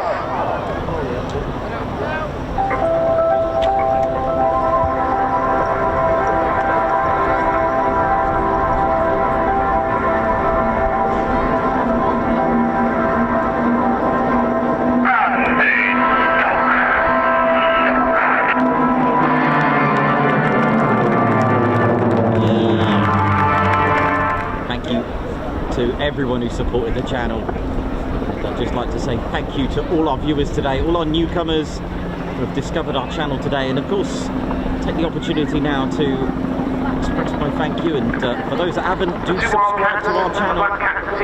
We're so close to 100k. And that squadron was itself a swordfish operator.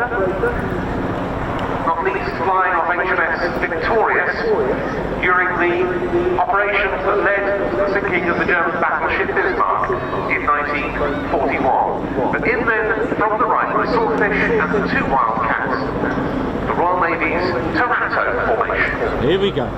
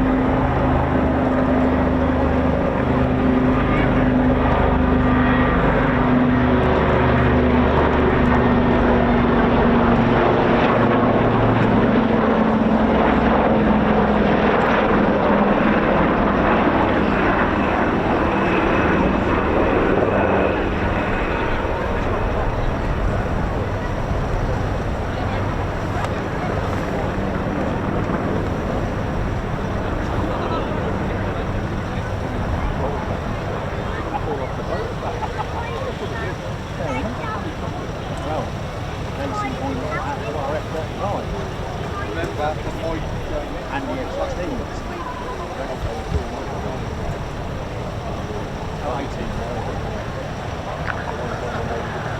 In the RAF Museum Midlands here, you might well have gone to see the British Aircraft Corporation TSR-2, that cancelled 1960s strike aircraft, the history of which remains somewhat of a talking point to this day. Well, it wasn't the first TSR-2. Because when Fairey developed a biplane torpedo bomber to meet an Admiralty specification for the Fleet Air Arm of the Royal Navy in the early 1930s, that's actually true. This was the TSR. TSR-2. TSR standing in this instance for Torpedo Spotter Reconnaissance. It was based on their earlier TSR-1 design, but with a more powerful version of the Bristol Pegasus engine, slightly swept back wings, a longer rear fuselage, and the ability to operate on either wheels or floats.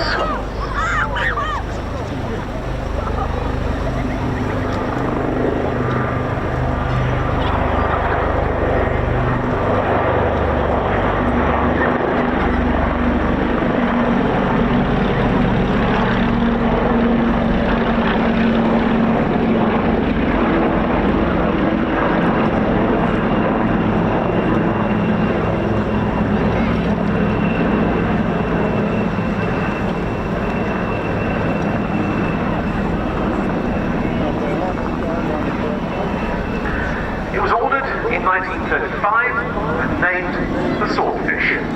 Even by the standards of the time, it was quite basic in many ways. The crews were very exposed and they had no onboard heater. However, the aircraft's flight characteristics were very good, even when the aircraft were operating from heaving carrier decks in the open ocean.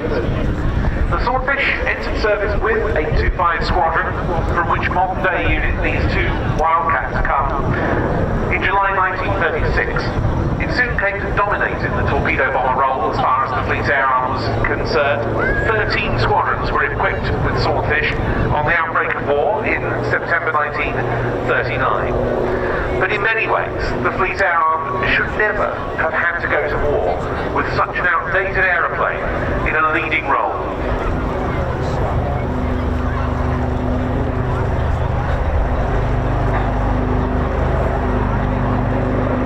Heading in for a break.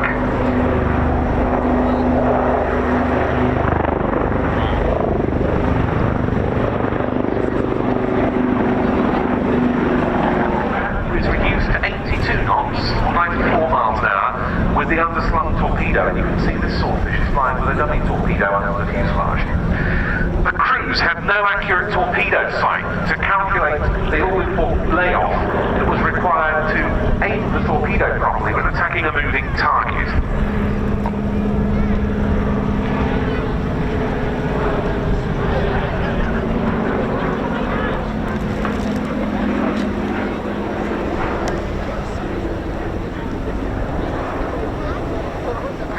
Instead, all they had was a row of pilot's eye line. The distance between two of those bulbs represented 5 knots of speed at 1,000 yards, but there was no way of assessing the range from the target other than the pilot's experience. And thankfully, the Fleet Air Arm's torpedo bomber pilots had very regular practice to hone those skills. The Swordfish first went into combat in Norway in April 1940, flying both off carriers and on floats. Back home in 1940, as the Battle of Britain was fought, the Fleet Air Arms squadrons were placed under the control of RAF Coastal Command, and Swordfish, 85 years ago, kept watch on enemy-held ports from which the German invasion of Britain could be launched. Sometimes they also spotted for naval guns.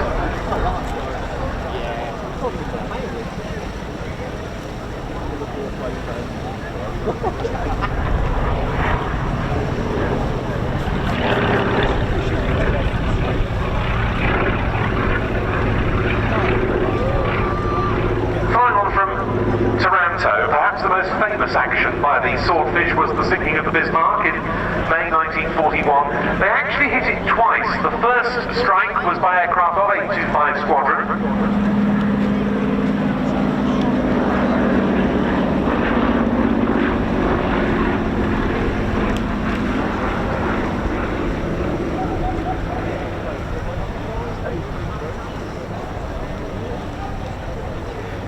Flying off HMS Victorious, they managed to achieve one torpedo strike, which slowed the ship.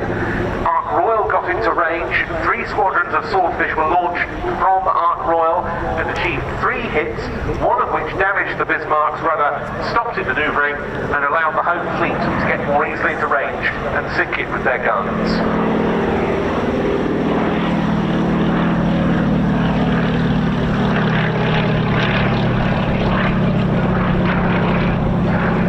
Against the Bismarck was a good example of how the Swordfish also had certain advantages. It was able to fly so slowly that the Bismarck's flak guns found it difficult to track the biplanes, and those guns struggled with close-in targets, which was a bit of a surprising drawback, rectified later on the likes of the Tirpitz.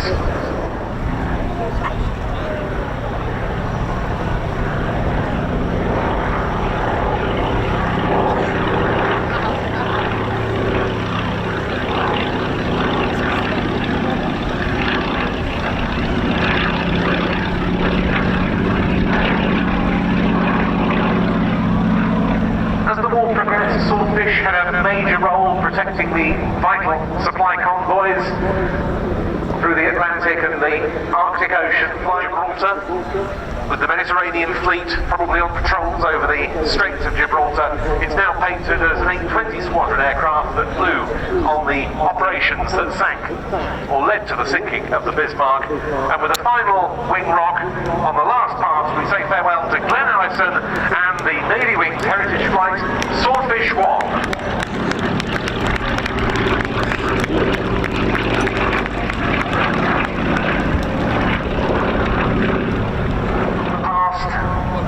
To the present. Here we go. 12 o'clock. Just running in now to start their display. The 2 Wildcats that together form the Blackcats helicopter display team. Delight to welcome now the pair back to Cosford. As well. We've often had a solo, but it's been a few years since we've had a pair. They are now running in directly in front of you. The latest generation of multi-role helicopters, specially procured to operate from the frigates and destroyers of the Royal Navy. These are MHA-2s, MHA standing for Maritime Helicopter Attack. I give you the Blackcats.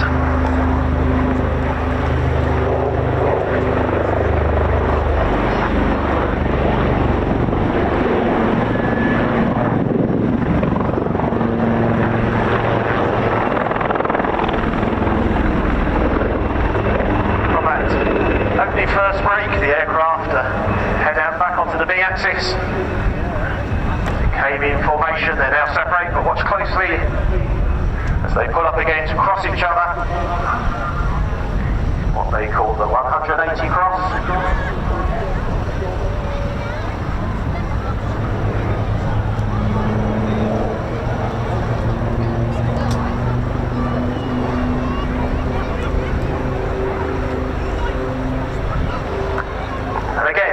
back towards Crown Centre.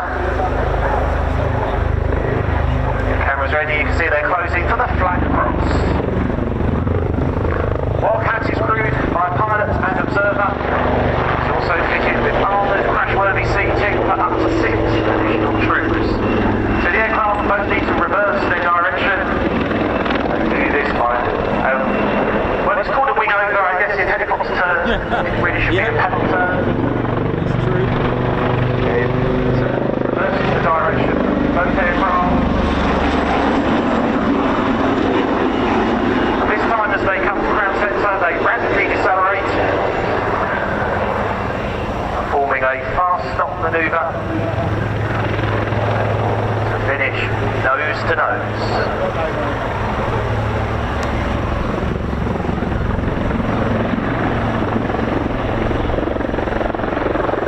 These aircraft operate from very small helicopter landing pads situated on the back of destroyers and frigates. They had to operate in incredible weather conditions, both in terms of wind and sea state.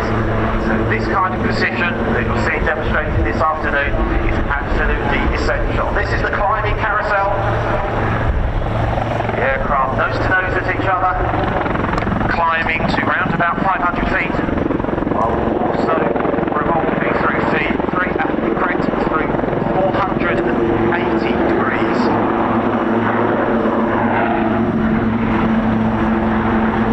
When they top out, they're both facing each other. Now they need to get out of that manoeuvre.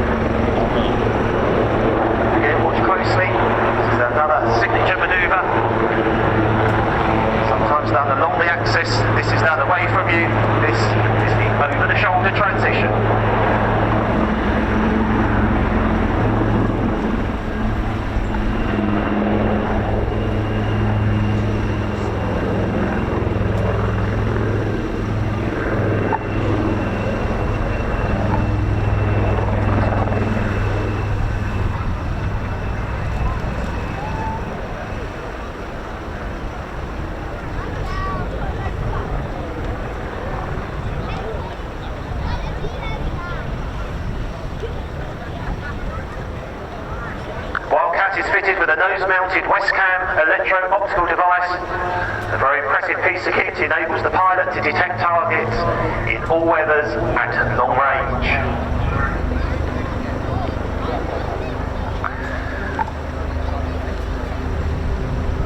So for the last time this afternoon, running in for their final break, I give you from 825 Naval Air Squadron, the BLACKCATS.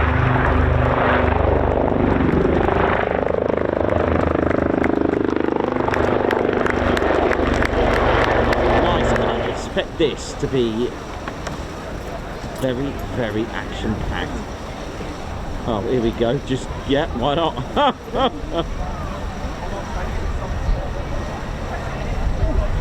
Yeah, this is going to be quite a meat. I mean, it is 7 Squadron at the end of the day. They are a squadron to be reckoned with. I've seen them many times. Ted Coningsby 7 Squadron. Open, firing over 7,000 rounds. So the CHINOOK will be back shortly. Okay, see you in a bit.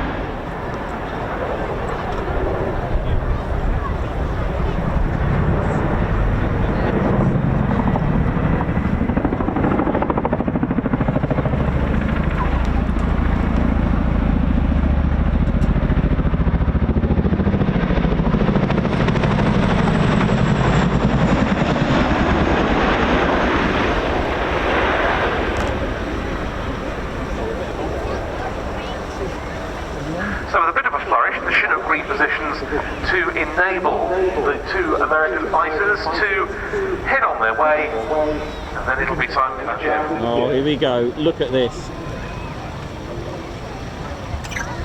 You're going to love this.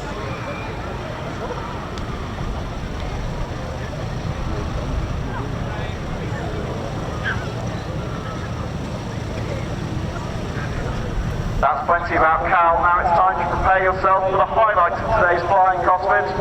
Please turn your eyes to the sky for the 2025 CHINOOK roll demonstration.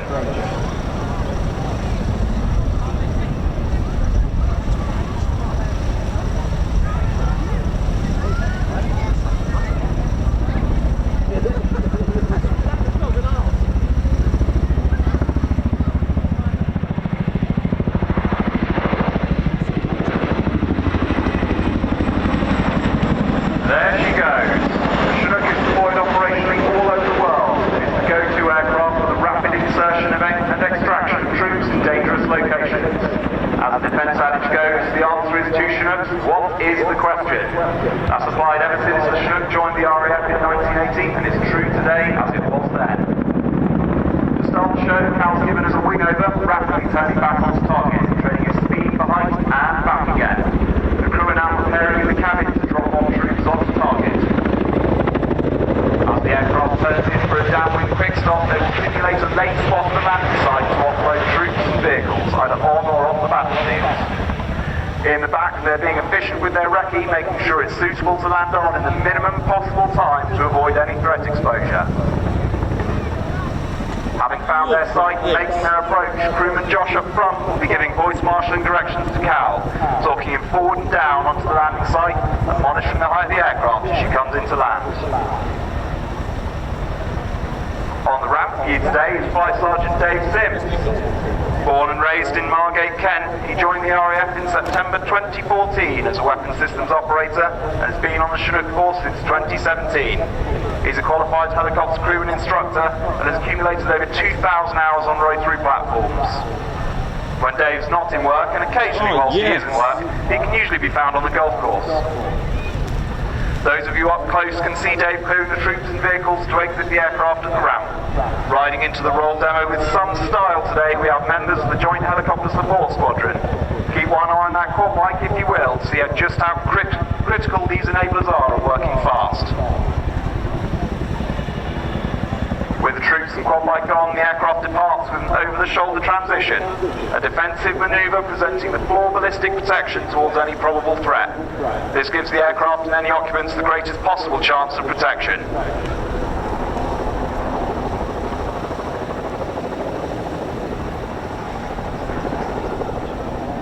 With the aircraft turned away, Carl climbs the aircraft to return and provide some mutual support. Think of this profile as overhead protection for the troops now exposed on the ground, or alternatively it allows a pair of Chinooks to land in sequence without any loss of airborne protection. We don't have any guns fitted for you today, but if we did, you'd see Dave and Josh ready to employ the crew-served weapon systems. The Chinook can be fitted with an M60 machine gun on the ramp and 2 M134 miniguns on the port and starboard sides, each of which is capable of firing 3,000 rounds a minute, or 50 rounds a second, making one hell of a noise. The Chinook and its crew can protect itself and deter engagements anywhere in the world.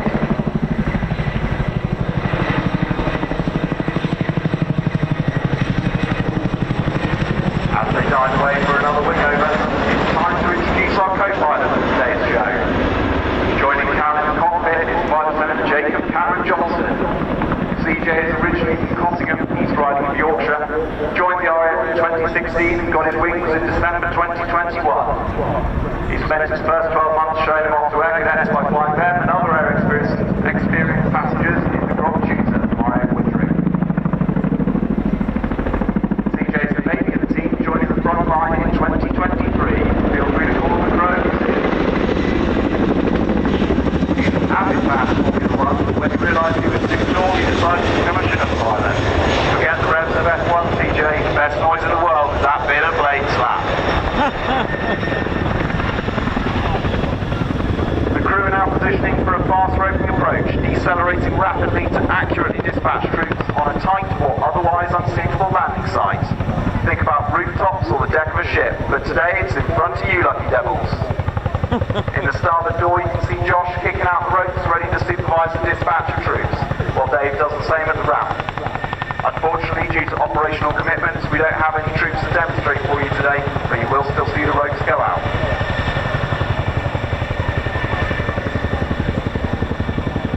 Up to 30 troops can begin departing a hovering Chinook in less than 2 minutes with that profile. Not just troops, stores of kit, and even some furry land sharks, more formally known as military working dogs, can go down these ropes, often giving the enemy pause for thought as they miss them by a whisker. Cal's departed with another over the shoulder. Dave has jettisoned his ropes at the ramp, but Josh is now working hard to pull his back into the cabin. So let's watch him getting a sweat on and introduce him at the same time. Sergeant Josh Lyons is a Staffordshire lad. He joined the RAF in 2014 as an aerospace systems operator and was posted to Scampton. In 2017 he made the right choice to retrade to aircrew and became a weapons systems operator. In his 5 years on the Chinook force, Josh has accumulated over 1,200 hours on Chinook, completed multiple operational deployments, been on the Queen Liz, and conducted overseas exercise in Sweden, Denmark, Poland, Cyprus, Jordan, and the US. Outside of work, he enjoys travelling, skiing, and for his sins as a season ticket holder of Wolverhampton Wanderers.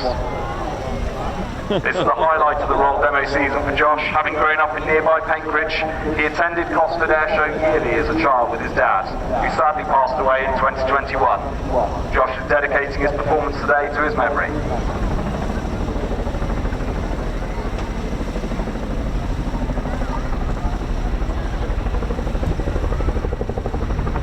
Well, for those of you who are keeping an eye on that JHSS team on the ground, the crew are now returning in to pick up that quad bike, which has been rapidly re-prepared by JHSS as an underslung load. What is it? Underslung loads are the bread and butter of the Chinook force, with all crew members front and back working together to manoeuvre that 99-foot-long aircraft into a finely tuned position. That's 99 feet and 8 inches, if every inch is important to you. Cal's positioned in the overhead of the load under Josh's direction. Dave is looking through the centre hatch to safely direct the pickup of that quad bike, and all 4 crew are working in synchronisation with the team on the ground beneath the hovering aircraft. You may notice some of the hookers holding their arms up. One is holding a static discharge probe, or zap snapper. They make sure to touch that hook first to dissipate any static electricity, which is critical in dusty environments like the desert, saving a nasty shock. As they transition away with that quad bike, they're watching the swing. Chinook is used in operations moving stores, freight and vehicles everywhere from Afghanistan to Wading Bridge.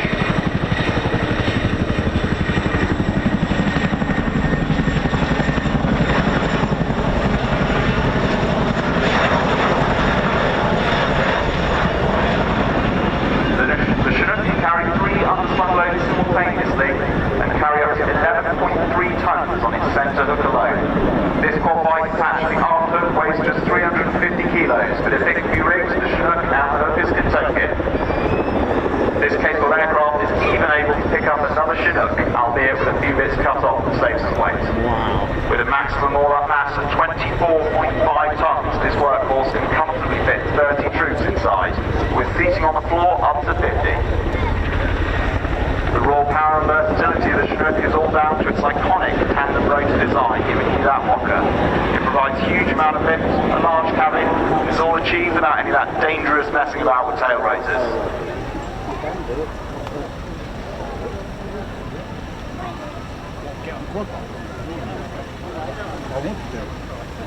Leading JHS today on the ground, we have Corporal Jordan, who served 9 years with the British Army Air Corps. He served the majority of his time with 656 Squadron, working as ground crew on Apache. He's deployed to a variety of places, including Cyprus, Jordan, Norway, and some ship-based exercises. He's now a helicopter handling instructor based at RAF Cosford, leading teams on extremely high readiness.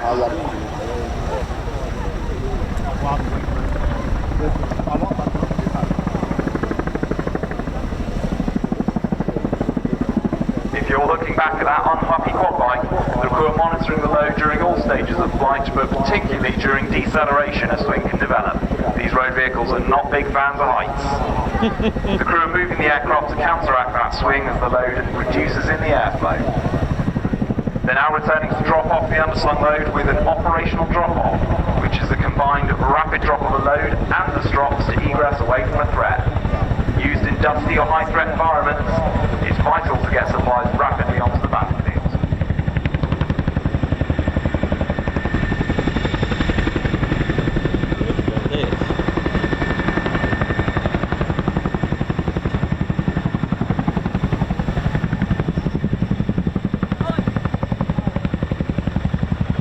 With that load gone, the crew will be setting off once more into a wing over, and they will now be positioning for a running landing.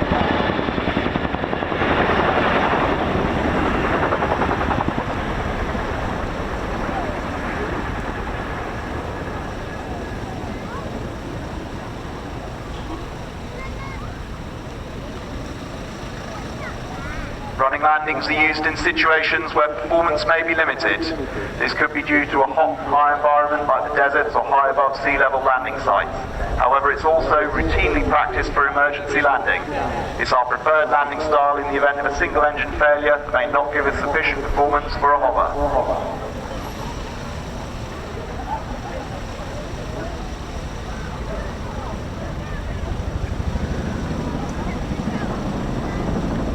As Cal brings the aircraft back in, we'll be looking to set up at 80 knots and then fly a constant 3-degree approach to flare the aircraft's last bit of speed off at the bottom end. I can't even do a wheelie on a bike, so spare a thought now for the pilots attempting one while 30 feet in front of their wheels. Josh is monitoring the height beneath the front wheels while Dave monitors the aft disc. At 26 degrees nose up, those aft rotor blades would strike the ground, and nobody wants that to happen, let me tell you. The teamwork amongst the crew allows for effective information to be passed to Cal and CJ as they handle this long machine.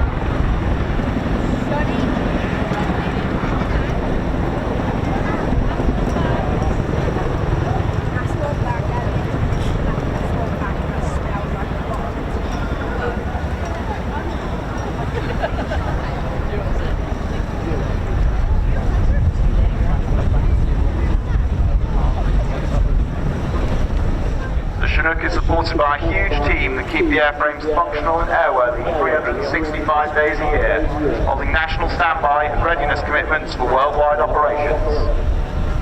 It's worth noting that the CHINOOK flying for you today draws its crews exclusively from frontline units, with our roll demo activities conducted around normal operational commitments. It's thanks to the tireless work of our aircrew, engineers, ops, survival equipment specialists and all the other supporting functions that has enabled us to come and deliver the demo for you today.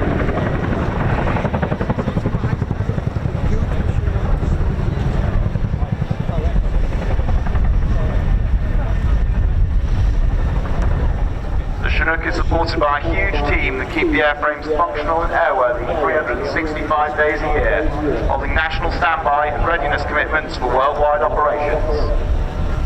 It's worth noting that the CHINOOK flying for you today draws its crews exclusively from frontline units, with our roll demo activities conducted around normal operational commitments.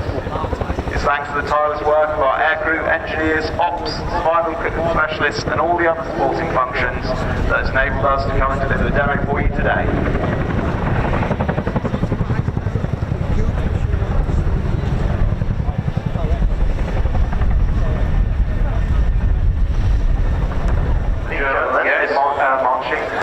DA2, which was our first one to fly Walton, I believe. Yeah, and that's the one that's now black and in the RAF Museum, London. It is indeed, yes. DA3 is Italian, I think. Golf India, Brian 31,